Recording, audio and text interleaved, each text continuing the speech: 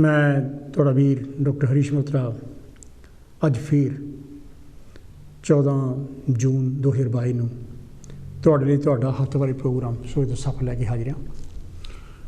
ਜਿਸ ਤਰ੍ਹਾਂ ਤੁਹਾਨੂੰ ਪਤਾ ਹੈ ਕਿ ਮੈਂ ਇਸ ਪ੍ਰੋਗਰਾਮ ਦੇ ਵਿੱਚ ਆਪਣੀ ਕਿਤਾਬ ਨੈਤਿਕਤਾ ਅਤੇ ਤਰਕਸ਼ੀਲਤਾ ਵਿੱਚੋਂ ਪਹਿਲਾਂ ਇੱਕ ਨਿਬੰਧ ਲੇਖ ਆਰਟੀਕਲ ਪੜ੍ਹਦਾ ਤਾਂ ਫਿਰ ਟੈਲੀਫੋਨ ਕਾਲਸ ਰਾਹੀਂ ਤੁਹਾਡੇ ਨਾਲ ਸੰਵਾਦ ਰਚਾਉਣ ਦੀ ਕੋਸ਼ਿਸ਼ ਕਰਦਾ ਅਤੇ ਉਸ ਸੰਵਾਦ ਨੂੰ ਰਚਾਉਣ ਦੇ ਲਈ ਤੁਹਾਨੂੰ ਜੋ ਡਾਇਲ ਨੰਬਰ ਕਰਨਾ ਪੈਣਾ ਹੈ ਉਹ ਹੈ 0300 770 2246 ਅਤੇ ਜੇ ਤੁਸੀਂ ਬਰਤਾਨੀਆ ਤੋਂ ਬਾਹਰ ਤੋਂ ਟੈਲੀਫੋਨ ਕਰ ਰਹੇ ਤਾਂ ਫਿਰ ਤੁਹਾਨੂੰ 0044 ਨੰਬਰ ਜਿਹੜਾ ਹੈ ਇੰਗਲੈਂਡ ਦਾ UK ਦਾ ਉਹ ਯਾਨੀ ਕਿ ਲਾਉਣਾ ਪਊਗਾ, ਜਾਂ ਕਿ ਜੇ ਤੁਹਾਡਾ ਕੋਈ ਹੋਰ ਕੋਡ ਹੈਗਾ ਤਾਂ ਉਹ ਤੁਹਾਨੂੰ ਵਰਤਣਾ ਪਊ। ਜਿਸ ਤਰ੍ਹਾਂ ਤੁਹਾਨੂੰ ਪਤਾ ਹੈ ਕਿ ਮੈਂ ਉਹੋ ਜਿਹੇ ਮਸਲੇ ਆਪਣੀਆਂ ਲਿਖਤਾਂ ਵਿੱਚ ਆਪਣੀਆਂ ਕਿਤਾਬਾਂ ਵਿੱਚ ਲਿਖਦਾ ਜਿਹੜੇ ਤੁਹਾਡੇ ਨਾਲ ਮੇਰੇ ਨਾਲ ਆਪਣੇ ਸਮਾਜ ਨਾਲ ਸੰਬੰਧਿਤ ਹੁੰਦੇ ਆ। ਅਤੇ ਅੱਜ ਵੀ ਮੈਂ ਕੁਛ ਇਹੋ ਜਿਹਾ ਹੀ ਜਿਹੜਾ ਮਸਲਾ ਹੈਗਾ ਉਹ ਚੂਜ਼ ਕੀਤਾ ਜਿਹੜਾ ਤੁਹਾਡੇ ਨਾਲ ਮੈਂ ਸ਼ੇਅਰ ਕਰਨਾ ਚਾਹੁੰਦਾ। ਮੈਂ ਸਾਰੇ ਹੀ ਕਾਲਰਸ ਦਾ ਬਹੁਤ ਜ਼ਿਆਦਾ ਧੰਨਵਾਦੀ ਹਾਂ, ਤਹਿ ਦਿਲ ਤੋਂ ਧੰਨਵਾਦੀ ਹਾਂ ਜਿਹੜੇ ਮੇਰੇ ਪ੍ਰੋਗਰਾਮ ਦੇ ਵਿੱਚ ਸ਼ਿਰਕਤ ਕਰਦੇ ਆ, ਟੈਲੀਫੋਨ ਕਾਲਸ ਕਰਦੇ ਆ, ਆਪਣੀ ਕੰਟਰੀਬਿਊਸ਼ਨ ਕਰਦੇ ਆ ਅਤੇ ਬਹੁਤ ਸਾਰਾ ਗਿਆਨ ਵੀ ਸਾਡੇ ਸਾਰਿਆਂ ਨਾਲ ਵੰਡਦੇ ਆ ਜਿਹਦੇ ਤੋਂ ਮੈਂ ਅਤੇ ਬਾਕੀ ਦੇ ਦਰਸ਼ਕ ਸਰੋਤੇ ਬਹੁਤ ਕੁਛ ਲਰਨ ਕਰਦੇ ਆ। ਅਤੇ ਅੱਜ ਵੀ ਮੈਂ ਚਾਹੁੰਦਾ ਕਿ ਤੁਸੀਂ ਮੇਰੇ ਇਮੀਡੀਏਟ ਲੇਖ ਖਤਮ ਹੋਣ ਤੋਂ ਪਹਿਲਾਂ ਹੀ ਹੁਣ ਤੋਂ ਹੀ ਮੈਂ ਤਾਂ ਕਹਿੰਦਾ ਹੈਗਾ ਤੁਸੀਂ ਟੈਲੀਫੋਨ ਕਾਲਸ ਕਰਨੀ ਸ਼ੁਰੂ ਕਰ ਦਿਓ ਤਾਂ ਕਿ ਲਾਈਨ ਅਪ ਕਰ ਸਕੋ। ਅਤੇ ਮੈਨੂੰ ਵੀ ਚੰਗਾ ਲੱਗਦਾ ਅਤੇ ਤੁਹਾਨੂੰ ਵੀ ਚੰਗਾ ਨਹੀਂ ਲੱਗਦਾ ਹੈਗਾ ਜਦੋਂ ਜੇ ਤੁਹਾਡੀ ਜਿਹੜੀ ਕਾਲ ਹੈਗੀ ਆ ਉਹਨੂੰ ਮੈਂ ਲੈ ਨਹੀਂ ਸਕਦਾ ਕਿਉਂਕਿ ਟਾਈਮ ਖਤਮ ਹੋ ਜਾਂਦਾ। ਅਤੇ ਕਈ ਵਾਰੀ ਮੇਰੇ ਲਈ ਇਹ ਬੜਾ ਮੁਸ਼ਕਿਲ ਹੋ ਜਾਂਦਾ ਕਿ ਮੈਂ ਕਾਲਰਸ ਨੂੰ ਪਿੱਛੋਂ ਕੱਟਾਂ ਅਤੇ ਉਹ ਵੀ ਚੰਗੀ ਗੱਲ ਨਹੀਂ ਹੈ ਕਿਉਂਕਿ ਜੇ ਉਸਨੇ ਕਾਲਰ ਨੇ ਆਪਣੀ ਜੇ ਗੱਲ ਪੂਰੀ ਨਹੀਂ ਕੀਤੀ ਅਤੇ I think that doesn't look very nice. ਤੁਹਾਡੇ ਸੁਜੈਸ਼ਨਸ ਗਾਹੇ ਬਗਾਹੇ ਜਿਹੜੇ ਮੈਨੂੰ ਮਿਲਦੇ ਰਹਿੰਦੇ ਆ ਪ੍ਰਸ਼ੰਸਾ ਦੇ ਵੀ, ਜਾਂ ਕਿ ਆਪਾਂ ਇਸ ਪ੍ਰੋਗਰਾਮ ਨੂੰ ਹੋਰ ਵਧੀਆ ਕਿਸ ਤਰ੍ਹਾਂ ਬਣਾ ਸਕਦੇ ਹਾਂ, ਉਹਨਾਂ ਦਾ ਮੈਂ ਬਹੁਤ ਇਹਤਰਾਮ ਕਰਦਾ, ਬਹੁਤ ਰਿਸਪੈਕਟ ਕਰਦਾ ਅਤੇ ਉਹਨਾਂ ਨੂੰ ਮੈਂ ਆਪਣੇ ਪ੍ਰੋਗਰਾਮ ਵਿੱਚ ਸ਼ਾਮਲ ਕਰਨ ਦੀ ਵੀ ਕੋਸ਼ਿਸ਼ ਕਰਦਾ। ਅਤੇ ਅੱਜ ਜਿਹੜਾ ਮੈਂ ਟੋਪਿਕ ਇਸ ਆਪਣੀ ਕਿਤਾਬ ਵਿੱਚੋਂ ਨੈਤਿਕਤਾ ਤਰਕਸ਼ੀਲਤਾ ਵਿੱਚੋਂ ਚੂਜ਼ ਕੀਤਾ ਹੈਗਾ ਉਹ ਹੈ ਵੀ ਜਿਹੜੀ ਆਪਣੀ ਬਰਤਾਨਵੀ ਵੈਲਫੇਅਰ ਸਟੇਟ ਹੈ ਇਹ ਕੀ ਹੈ, ਕਿੱਦਾਂ ਇਹ ਸਟਾਰਟ ਹੋਈ ਅਤੇ ਇਹਦਾ ਸਾਨੂੰ ਕਿੰਨਾ ਕੁ ਫਾਇਦਾ ਹੋ ਰਿਹਾ, ਕਿੰਨਾ ਕੁ ਦਾ ਨੁਕਸਾਨ ਹੋ ਰਿਹਾ, ਉਹ ਆਪਾਂ ਇਹਦੇ ਲੇਖ ਦੇ ਵਿੱਚ ਦੇਖਦੇ ਹਾਂ ਵੀ ਮੈਂ ਕੀ ਲਿਖਿਆ। ਸੋਵੀਅਤ ਯੂਨੀਅਨ ਵਿੱਚ ਅਕਤੂਬਰ 1917 ਵਿੱਚ ਜਦੋਂ ਰਾਜ ਪਲਟਾ ਆਇਆ ਤਾਂ ਪੱਛਮੀ ਮੁਲਕਾਂ ਨੂੰ ਆਪਣੇ ਹੱਥਾਂ ਪੈਰਾਂ ਦੀ ਪੈ ਗਈ। ਦੁਨੀਆ ਦੇ ਇਤਿਹਾਸ ਵਿੱਚ ਇਹ ਘਟਨਾ ਬੜੀ ਧਮਾਕਾ ਖੇਜ ਸੀ। ਇਹ ਪਹਿਲੀ ਵਾਰ ਸੀ ਕਿ ਲੋਕਾਂ ਦੇ ਸਮੁੱਚੇ ਭਲੇ ਦੀ ਸਰਕਾਰ ਹੋਂਦ ਵਿੱਚ ਆਈ ਸੀ ਜਿਹਦੇ ਨਾਲ ਲੋਟੂ ਰਾਜ ਪ੍ਰਬੰਧ ਦਾ ਸਿੰਘਾਸਨ ਹਿੱਲ ਗਿਆ ਸੀ। ਇਸ ਨਵੇਂ ਰਾਜ ਪ੍ਰਬੰਧ ਵਿੱਚ ਕੁੱਲੀ ਗੁੱਲੀ ਅਤੇ ਜੁੱਲੀ ਦਾ ਮਸਲਾ ਹੱਲ ਕਰਤਾ ਗਿਆ। ਹਰ ਇੱਕ ਨਾਗਰਿਕ ਨੂੰ ਜਿੱਥੇ ਕੰਮ ਦੀ ਗਰੰਟੀ ਸੀ ਉੱਥੇ ਇਹ ਵੀ ਗਰੰਟੀ ਸੀ ਕਿ ਹਰ ਇੱਕ ਨੂੰ ਵਿੱਦਿਆ ਵੀ ਪ੍ਰਦਾਨ ਕੀਤੀ ਜਾਵੇਗੀ। ਇਸ ਨਵੇਂ ਪ੍ਰਬੰਧ ਨੂੰ ਦੇਖਣ ਬਰਨਰਡ ਸ਼ਾਅ ਵਰਗੇ ਸਿਰਕੱਢ ਲਿਖਾਰੀ ਵੀ ਗਏ ਅਤੇ ਉਹਨਾਂ ਪੱਛਮੀ ਮੁਲਕਾਂ ਵਿੱਚ ਆ ਕੇ ਇਸ ਨਵੇਂ ਪ੍ਰਬੰਧ ਦੇ ਗੁਣ ਗਾਏ। ਇਸ ਨਵੇਂ ਰਾਜਨੀਤਿਕ ਪ੍ਰਬੰਧ ਨੂੰ ਢਾਹ ਲਾਉਣ ਲਈ ਪੱਛਮੀ ਮੁਲਕਾਂ ਕਈ ਹੱਥਕੰਡੇ ਵਰਤੇ ਪਰ ਨਾਕਾਮਯਾਬ ਰਹੇ।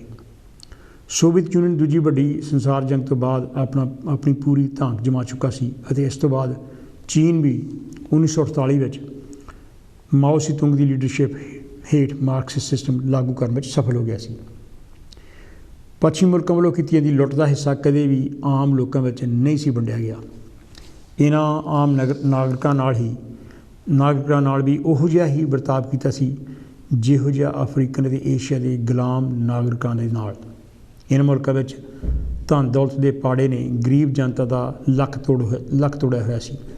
ਆਪਣੇ ਰਾਜਸੀ ਪ੍ਰਬੰਧ ਨੂੰ ਠੀਕ ਸਿੱਧ ਕਰਨ ਲਈ ਇਹ ਬੜਾ ਜ਼ਰੂਰੀ ਹੋ ਗਿਆ ਸੀ ਕਿ ਗਰੀਬੀ ਉੱਤੇ ਕਿਸੇ ਤਰ੍ਹਾਂ ਕਾਬੂ ਪਾਇਆ ਜਾਵੇ, ਨਹੀਂ ਤਾਂ ਦੁਨੀਆ ਵਿੱਚ ਇਹਨਾਂ ਦਾ ਨੱਕ ਨਹੀਂ ਸੀ ਰਹਿੰਦਾ। ਬਰਤਾਨੀਆ ਵਿੱਚ ਪਹਿਲੀ ਵਾਰ ਬੈਵਰੇਜ ਦੁਆਰਾ ਤਿਆਰ ਕੀਤੀ ਰਿਪੋਰਟ ਦਾ ਕੁਝ ਹਿੱਸਾ 1946 ਵਿੱਚ ਲਾਗੂ ਕੀਤਾ ਗਿਆ ਤਾਂ ਕਿ ਗਰੀਬੀ ਦਾ ਸੁਧਾਰ ਕੀਤਾ ਜਾ ਸਕੇ। ਇਹ ਵੈਲਫੇਅਰ ਸਟੇਟ ਬਣਾਉਣ ਦਾ ਪਹਿਲਾ ਕਦਮ ਸੀ। 1942 ਵਿੱਚ ਬੈਵਰੇਜ ਨੇ ਆਪਣੀ ਤਿਆਰ ਕੀਤੀ ਰਿਪੋਰਟ ਵਿੱਚ ਇਸ ਗੱਲ ਉੱਤੇ ਜ਼ੋਰ ਦਿੱਤਾ ਕਿ ਅਗਰ ਵੈਲਫੇਅਰ ਸਟੇਟ ਨੂੰ ਹੋਂਦ ਵਿੱਚ ਲਿਆਉਣਾ ਹੈ ਤਾਂ ਸਾਨੂੰ 5 ਮੁੱਖ ਮੁੱਦਿਆਂ ਵੱਲ ਗੌਰ ਕਰਨਾ ਪਵੇਗਾ। ਉਹ 5 ਮੁੱਖ ਮੁੱਦੇ ਸਨ। ਨੰਬਰ 1 ਬਿਮਾਰੀਆਂ, नंबर 2 अज्ञानता, नंबर 3 गंदगी स्क्वैलर, नंबर 4 बेरोजगारी तो नंबर 5 गरीबी। इन्हां दे खात्मे लई बैवरेज ने सुझाव दिते कि सरीरक ਅਤੇ मानसिक बीमारियां लई नैशनल हैल्थ सर्विस लागू की जाए। अज्ञानता नूं बटलर एजुकेशन एक्ट 1944 लागू करके सैकंडरी स्कूल तक मुफ्त विद्या दी जाए। गंदगी तो भाव घरां ते रहन सहन में सुधार करना सी ਅਤੇ इस काम लई स्थानक सरकारां होर नਵੇਂ ते चंगे घर बनाउण दा प्रोग्राम होंद विच लिआउण। बेरोजगारी नूं खत्म करन लई सरकार इहो जिहियां योजनावां बनावे कि हर एक नागरिक नूं काम मिल सके ਅਤੇ गरीबी नूं जड़ों पुੱਟਣ ਲਈ सोशल सिक्योरिटी सिस्टम लागू किया जाए। गरीबी का फस्ता ਵੱਢਣ ਲਈ ਬਰਤਾਨਵੀ ਤਵਾਰੀਖ ਵਿੱਚ ਜ਼ਿਕਰ ਤਾਂ ਮਿਲਦਾ ਹੈ, पर वो बड़ा डंग टपाऊ जिहा सी। जिवें कुछ लोगों वालों गरीबां नूं खाण नूं कदे कदे दे देना जां माड़े कपड़े लत्ते जां गैर सरकारी संस्थावां वालों जो भी सरदा पुजदा होया दे देना। ये उही हाल सी जिवें कि अजकल इंडिया विच है। इंडिया वांग बरतानिया विच भी मंगतियां दा कोई तोड़ा नहीं सी। हुण भी मंगना गैर कानूनी होण ते वैलफेयर स्टेट के बावजूद भी कई लोग मंगते हैं ਅਤੇ ਅਸੀਂ ਹੋਮਲੈਸ ਲੋਕਾਂ ਨੂੰ ਆਮ ਹੀ ਸੜਕਾਂ ਉੱਤੇ ਦੇਖਦੇ ਹਾਂ। ਬੈਵਰੇਜ ਦਾ ਖਿਆਲ ਸੀ ਕਿ ਬੇਰੁਜ਼ਗਾਰੀ, ਸਰੀਰਕ ਅਤੇ ਮਾਨਸਿਕ ਰੋਗਾਂ ਅਤੇ ਬੁਢਾਪੇ ਵਿੱਚ ਪੈਸੇ ਕਮਾਉਣ ਦੇ ਸਾਧਨਾਂ ਦੇ ਘਟਣ ਨਾਲ ਆਈ ਗਰੀਬੀ ਦਾ ਖਾਤਮਾ ਕੀਤਾ ਜਾਵੇ ਤਾਂ ਗਰੀਬੀ ਦਾ ਸਦਾ ਲਈ ਨਾਮੋ ਨਿਸ਼ਾਨ ਮਿਟ ਜਾਵੇਗਾ। ਇੱਥੇ ਇਹ ਗੱਲ ਵੀ ਨੋਟ ਕਰਨ ਵਾਲੀ ਹੈ ਕਿ 1908 ਵਿੱਚ ਵੀ ਬੀਮਾ ਕੰਪਨੀਆਂ ਸਨ ਜੋ ਬੇਰੁਜ਼ਗਾਰੀ ਅਤੇ ਬਿਮਾਰੀ ਵੇਲੇ ਹੀ ਪੈਸੇ ਨਹੀਂ ਸਨ ਦਿੰਦੀਆਂ, ਸਗੋਂ ਬੁਢਾਪੇ ਲਈ ਵੀ ਪੈਨਸ਼ਨ ਦਿੰਦੀਆਂ ਸਨ। ਇਸ ਸਿਸਟਮ ਲਈ 1908 ਅਤੇ 1911 ਵਿੱਚ ਲਿਬਰਲ ਪਾਰਟੀ ਦੀ ਸਰਕਾਰ ਨੇ ਕਾਨੂੰਨ ਵੀ ਪਾਸ ਕੀਤੇ ਸਨ, ਪਰ ਇਹ ਸਿਸਟਮ ਇਸ ਕਰਕੇ ਸਫਲ ਨਾ ਹੋ ਸਕਿਆ ਕਿ ਬੀਮਾ ਕੰਪਨੀਆਂ ਵੱਲੋਂ ਦਿੱਤੇ ਜਾਂਦੇ ਭੱਤੇ ਇੰਨੇ ਥੋੜ੍ਹੇ ਪੈਸਿਆਂ ਵਾਲੇ ਸਨ ਕਿ ਚੰਗੀ ਤਰ੍ਹਾਂ ਗੁਜ਼ਾਰਾ ਕਰ ਸਕਣਾ ਅਤੇ ਠੀਕ ਤਰ੍ਹਾਂ ਰਹਿਣਾ ਸੰਭਵ ਨਹੀਂ ਸੀ। ਬਰਤਾਨੀਆ ਵਿੱਚ ਬੈਵਰੇਜ ਦੁਆਰਾ ਤਿਆਰ ਕੀਤਾ ਪ੍ਰੋਗਰਾਮ 1946 ਤੋਂ 1948 ਤੱਕ ਲਾਗੂ ਕਰਤਾ ਗਿਆ ਅਤੇ ਜੋ ਵੀ ਨੌਕਰੀ ਜਾਂ ਵਪਾਰ ਆਦਿ ਕਰਦਾ ਸੀ ਉਹਦੇ ਲਈ ਪੈਨਸ਼ਨ ਇੰਸ਼ੋਰੈਂਸ ਦੀ ਕਟੌਤੀ ਜ਼ਰੂਰੀ ਹੋ ਗਈ। ਇਸ ਫੰਡ ਵਿੱਚ ਸਰਕਾਰ ਵੀ ਪੈਸੇ ਪਾਉਣ ਲੱਗੀ ਤਾਂ ਕਿ ਬੇਰੁਜ਼ਗਾਰੀ, ਬਿਮਾਰੀ ਅਤੇ ਬੁਢਾਪੇ ਵਿੱਚ ਪੈਸੇ ਮੁਹੱਈਆ ਕੀਤੇ ਜਾ ਸਕਣ। ਇਹਨਾਂ ਮਿਲਦੇ ਭੱਤਿਆਂ ਦਾ ਰੇਟ ਸਭ ਲਈ ਇੱਕੋ ਜਿਹਾ ਸੀ ਅਤੇ ਹੈ। ਜਿਹੜੇ ਅਪੰਗ ਕਿਸਮ ਦੇ ਲੋਕ ਨੈਸ਼ਨਲ ਇੰਸ਼ੋਰੈਂਸ ਲਈ ਪੈਸੇ ਨਹੀਂ ਦੇ ਸਕਦੇ ਸਨ, ਉਹਨਾਂ ਨੂੰ ਵੀ ਇਸ ਫੰਡ ਵਿੱਚੋਂ ਪੈਸੇ ਦਿੱਤੇ ਜਾਂਦੇ ਸਨ। ਇਸ ਸਾਰੇ ਕਸ਼ ਦਾ ਮਤਲਬ ਇਹ ਸੀ ਕਿ ਲੋਕ ਚੰਗਾ ਜੀਵਨ ਜੀ ਸਕਣ।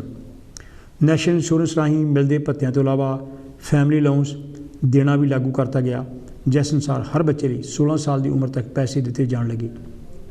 ਇਹ ਅੱਜ ਤੱਕ ਲਾਗੂ ਹੈ, ਭਾਵੇਂ ਕਿ ਇਹਦੇ ਵਿੱਚ ਥੋੜ੍ਹੀਆਂ ਤਬਦੀਲੀਆਂ ਆ ਗਈਆਂ ਹਨ, ਜਿਵੇਂ ਕਿ ਪਹਿਲੇ ਬੱਚੇ ਦੇ ਥੋੜ੍ਹੇ ਜਿਹੇ ਪੈਸੇ ਜ਼ਿਆਦਾ ਹਨ ਅਤੇ ਬਾਕੀਆਂ ਦੇ ਬਰਾਬਰ। ਇਹ ਪੈਸੇ ਆਮ ਕਰਕੇ ਮਾਵਾਂ ਨੂੰ ਦਿੱਤੇ ਜਾਂਦੇ ਹਨ ਜਾਂ ਉਹਨਾਂ ਬਾਪਾਂ ਨੂੰ ਜਿਨ੍ਹਾਂ ਕੋਲ ਬੱਚੇ ਦੀ ਕਸਟਡੀ ਹੋਵੇ। ਬਰਤਾਨੀਆ ਅਤੇ ਹੋਰ ਪੱਛਮੀ ਸਰਮਾਏਦਾਰ ਮੁਲਕਾਂ ਨੇ ਮਾਰਕਸ ਦੇ ਸਿਧਾਂਤ ਨੂੰ ਨਕਾਰ ਦਿੱਤਾ ਸੀ ਅਤੇ ਇਸੇ ਕਰਕੇ ਇਹ ਕਈ ਤਰ੍ਹਾਂ ਦੇ ਅਟਕਲ ਪੱਚੂ ਲਾ ਰਹੇ ਸਨ ਤਾਂ ਕਿ ਸੋਵੀਅਤ ਯੂਨੀਅਨ ਵੱਲੋਂ ਆਪਣੇ ਨਾਗਰਿਕਾਂ ਨੂੰ ਦਿੱਤੀਆਂ ਸਹੂਲਤਾਂ ਦਾ ਮੁਕਾਬਲਾ ਕੀਤਾ ਜਾ ਸਕੇ। 1920 ਅਤੇ 1930 ਵਿੱਚ ਬਰਤਾਨੀਆ ਵਿੱਚ ਕੰਮਕਾਰਾਂ ਦਾ ਮੰਦਾ ਹਾਲ ਸੀ ਅਤੇ ਬੇਰੁਜ਼ਗਾਰੀ ਬਹੁਤ ਵੱਧ ਗਈ ਸੀ। ਇਕਨੋਮਿਕ ਮੈਨਾਰਡ ਕੀਨਜ਼ ਨੇ ਇੱਕ ਸਿਧਾਂਤ ਪੇਸ਼ ਕੀਤਾ। ਇਕੋਨੋਮਿਸਟ ਮੈਨਾਰਡ ਕੀਨਜ਼ ਨੇ ਇੱਕ ਸਿਧਾਂਤ ਪੇਸ਼ ਕੀਤਾ ਕਿ ਅਗਰ ਬੇਰੁਜ਼ਗਾਰੀ ਨੂੰ ਨੱਥ ਪਾਉਣੀ ਹੈ ਤਾਂ ਸਰਕਾਰ ਨੂੰ ਹੋਰ ਪੈਸੇ ਖਰਚਣੇ ਚਾਹੀਦੇ ਹਨ। ਬਾਅਦ ਦੋ ਅਰਥ ਵਿਗਿਆਨੀਆਂ ਮੁਤਾਬਕ ਇਹ ਸਿਧਾਂਤ ਉਲਟਾ ਸੀ, ਕਿਉਂਕਿ ਉਹਨਾਂ ਦਾ ਕਹਿਣਾ ਸੀ ਕਿ ਅਗਰ ਵੱਧ ਰਹੀ ਬੇਰੁਜ਼ਗਾਰੀ ਨੂੰ ਠੱਲ ਪਾਉਣੀ ਹੈ ਤਾਂ ਸਰਕਾਰੀ ਖਰਚ ਘਟਾਉਣਾ ਚਾਹੀਦਾ ਹੈ।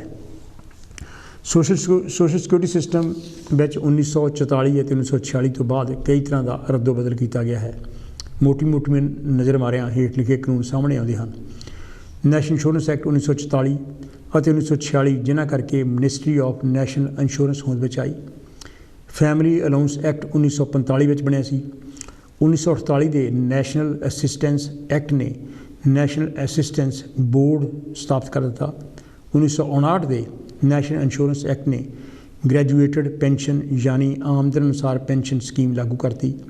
1966 ਦੇ ਨੈਸ਼ਨਲ ਇੰਸ਼ੋਰੈਂਸ ਐਕਟ ਨਾਲ ਭੱਤਿਆਂ ਦੀ ਦਰ ਕਮਾਈ ਮੁਤਾਬਕ ਲਾਗੂ ਹੋਈ ਅਤੇ 1982 ਵਿੱਚ ਇਹ ਸਕੀਮ ਬੰਦ ਕਰਤੀ ਗਈ।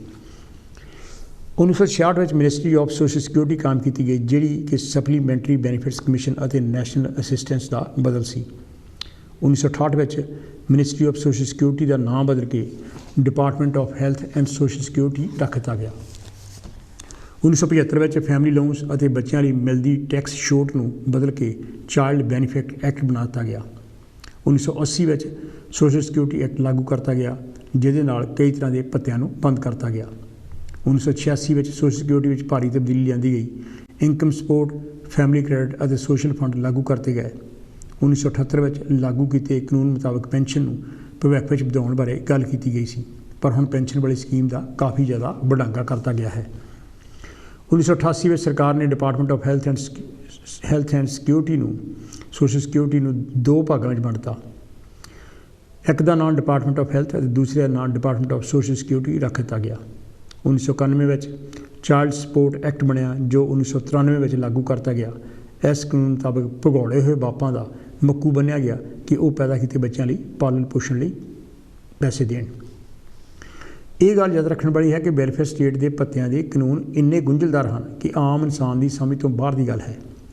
ਇਸੇ ਕਰਕੇ ਬਣਦੇ ਹੱਕੀ ਭੱਤੇ ਬਹੁਤੇ ਲੋਕ ਲੈਂਦੇ ਵੀ ਨਹੀਂ ਅਤੇ ਉਹ ਪੈਸੇ ਸਰਕਾਰੀ ਖਜ਼ਾਨੇ ਵਿੱਚ ਹੀ ਪਏ ਰਹਿੰਦੇ ਹਨ।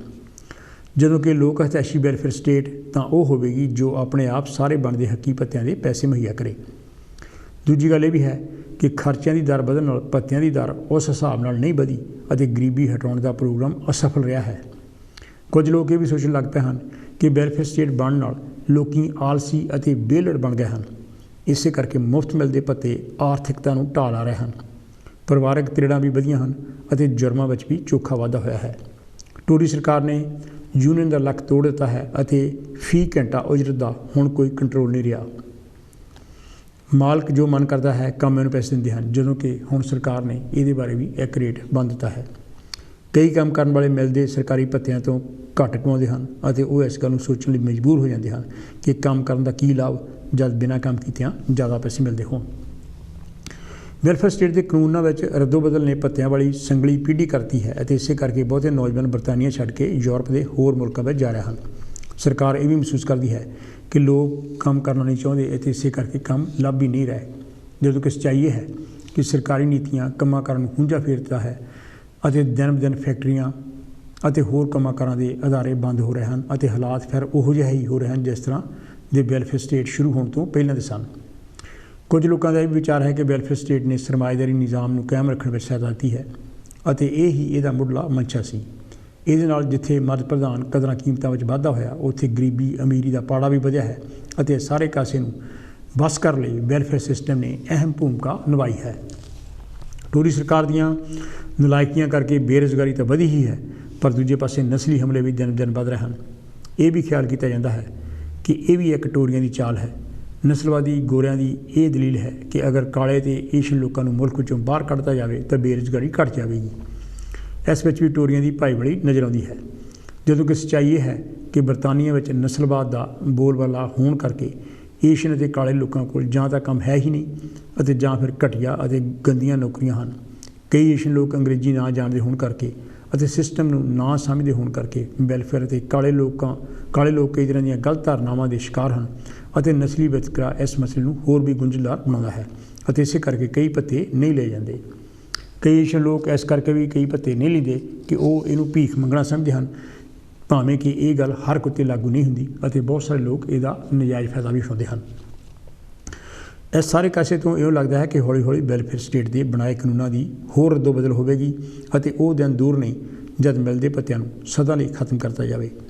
ਅਮਰੀਕਾ ਦੀਆਂ ਪਾਲਿਸੀਆਂ ਦੀ ਨਕਲ ਕਰਨ ਵਾਲਾ ਬਰਤਾਨੀਆ ਪ੍ਰਾਈਵੇਟ ਬੀਮਾ ਕੰਪਨੀਆਂ ਵਿੱਚ ਜਕੜਿਆ ਜਾਵੇਗਾ, ਜੋ ਉਹਨਾਂ ਅਮੀਰਾਂ ਦੀ ਵੈਲਫੇਅਰ ਦਾ ਖਿਆਲ ਰੱਖਣਗੀਆਂ ਜੋ ਬੀਮੇ ਲਈ ਕਿਸ਼ਤਾਂ ਤਾਰਨਗੇ। ਜਿਹੜੇ ਗਰੀਬ ਲੋਕਾਂ ਕੋਲ ਰੋਟੀ ਕੱਪੜੇ ਦੇ ਮਕਾਨ ਲਈ ਹੀ ਪੈਸੇ ਨਹੀਂ ਹਨ ਤਾਂ ਨੌਕਰੀਆਂ ਤੋਂ ਵਾਂਝੇ ਹਨ, ਉਹਨਾਂ ਕੀ ਬੀਮਾ ਕਰਾਉਣਾ ਅਤੇ ਕੀ ਭੱਤੇ ਲੈਣੇ। ਇੱਥੇ ਵੱਧ ਰਹੀ ਗਰੀਬੀ ਦੀ ਹਾਲਤ ਵੈਲਫੇਅਰ ਸਟੇਟ ਦੇ ਸ਼ੁਰੂ ਹੋਣ ਤੋਂ ਪਹਿਲਾਂ ਵਰਗੀ ਹੋ ਜਾਵੇਗੀ ਅਤੇ ਉਹ ਸਮਾਂ ਹੁਣ ਕੋਈ ਬਹੁਤਾ ਦੂਰ ਨਹੀਂ ਨਜ਼ਰ ਆ ਰਿਹਾ।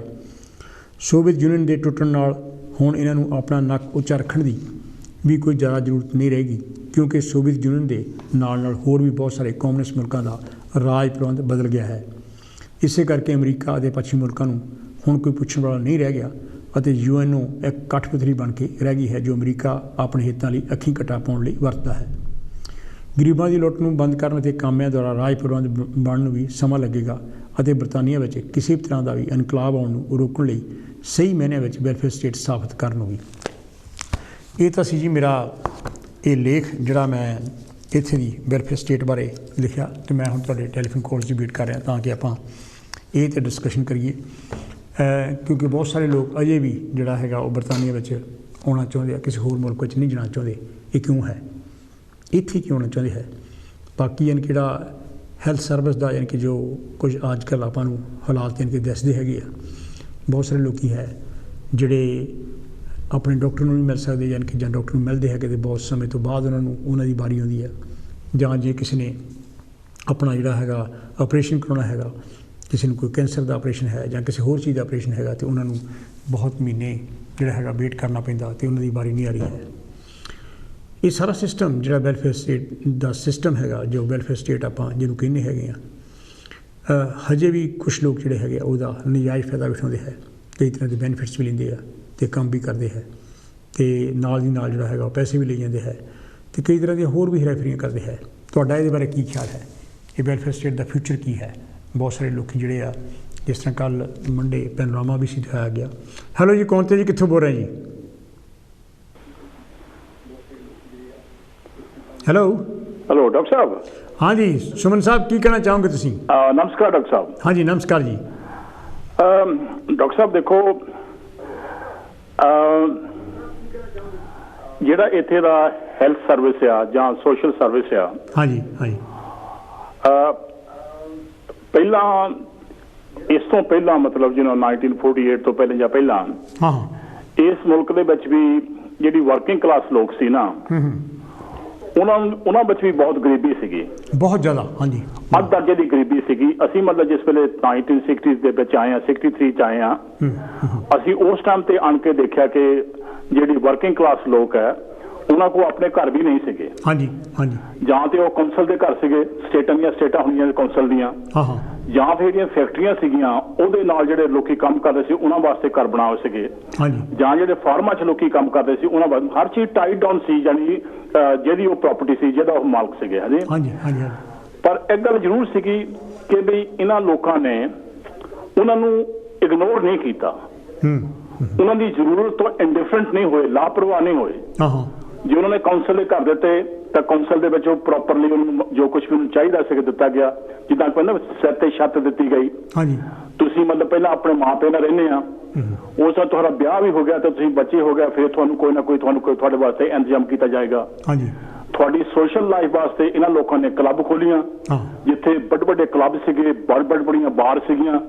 ਉਹ ਜਿਹੜੀਆਂ ਉਹ ਬਾਰਾਂ ਸੀਗੀਆਂ ਉੱਥੇ ਦੀ ਬੀਰ ਸੀਗੀ ਜਿਹੜੀ ਉਹ ਬਹੁਤ ਸਬਸਿਡਾਈਜ਼ ਕੀਤੀ ਜਾਂਦੀ ਸੀਗੀ, हाँ जी, ਜਿਹੜਾ ਕਿ ਸਾਰਾ ਪਰਿਵਾਰ ਜਿਹੜਾ ਹੈਗਾ ਉਹ ਜਾ ਕੇ ਉੱਥੇ ਆਰਾਮ ਨਾਲ ਪਰਿਵਾਰ ਇਹ ਜਿਹੜਾ ਇਹਨਾਂ ਲੋਕਾਂ ਦਾ ਇਹ ਸ਼ਰਾਬ ਜਾਂ ਪੀਣ ਜਾਣ ਦਾ ਕੰਮ ਨਹੀਂ ਸੀਗਾ, ਇਹ ਉਹਨਾਂ ਦੀ ਸੋਸ਼ਲ ਲਾਈਫ ਸੀਗੀ। बिल्कुल, ਜਿਹੜੀਆਂ ਫੈਮਲੀਆਂ ਸੀਗੀਆਂ ਉਹ ਬਾਰ ਵਿੱਚ ਉਸ ਕਲੱਬ ਦੇ ਵਿੱਚ ਜਾ ਕੇ ਮਿਲਦੀਆਂ ਸੀ। ਜਿਹੜੀ ਬੀਰ ਜਿਹੜੀ ਸੀ ਬੜੀ ਸਸਤੀ ਸੀਗੀ, हाँ हाँ, ਤੁਹਾਡੀ ਥੋੜੀ ਵੇਜੇਜ ਦੇ ਨਾਲ ਵੀ ਯੂ ਕੁਡ ਨੋ ਪ੍ਰੋਬਲਮ ਸੀ। ਸੋ ਮਤਲਬ ਹਰ ਇਨਸਾਨ ਨੂੰ ਭਾਵੇਂ ਉਹਨਾਂ ਵਾਸਤੇ ਜਿਹਨੂੰ ਉਹਨਾਂ ਕੋਲ ਆਪਣੇ ਘਰ ਨਹੀਂ ਸੀਗੇ, ਲੇਕਿਨ ਉਹਨਾਂ ਨੂੰ ਵਾਸਤੇ ਫੈਸਿਲਿਟੀ ਜਿਹੜੀਆਂ ਸੀਗੀਆਂ, ਜਿਹੜੀਆਂ ਕਿ ਇਨਸਾਨ ਨੂੰ ਜ਼ਰੂਰੀ ਆ, ਇਸ ਕਰਕੇ ਉਹ ਦਿੱਤੀਆਂ ਸੀਗੀਆਂ।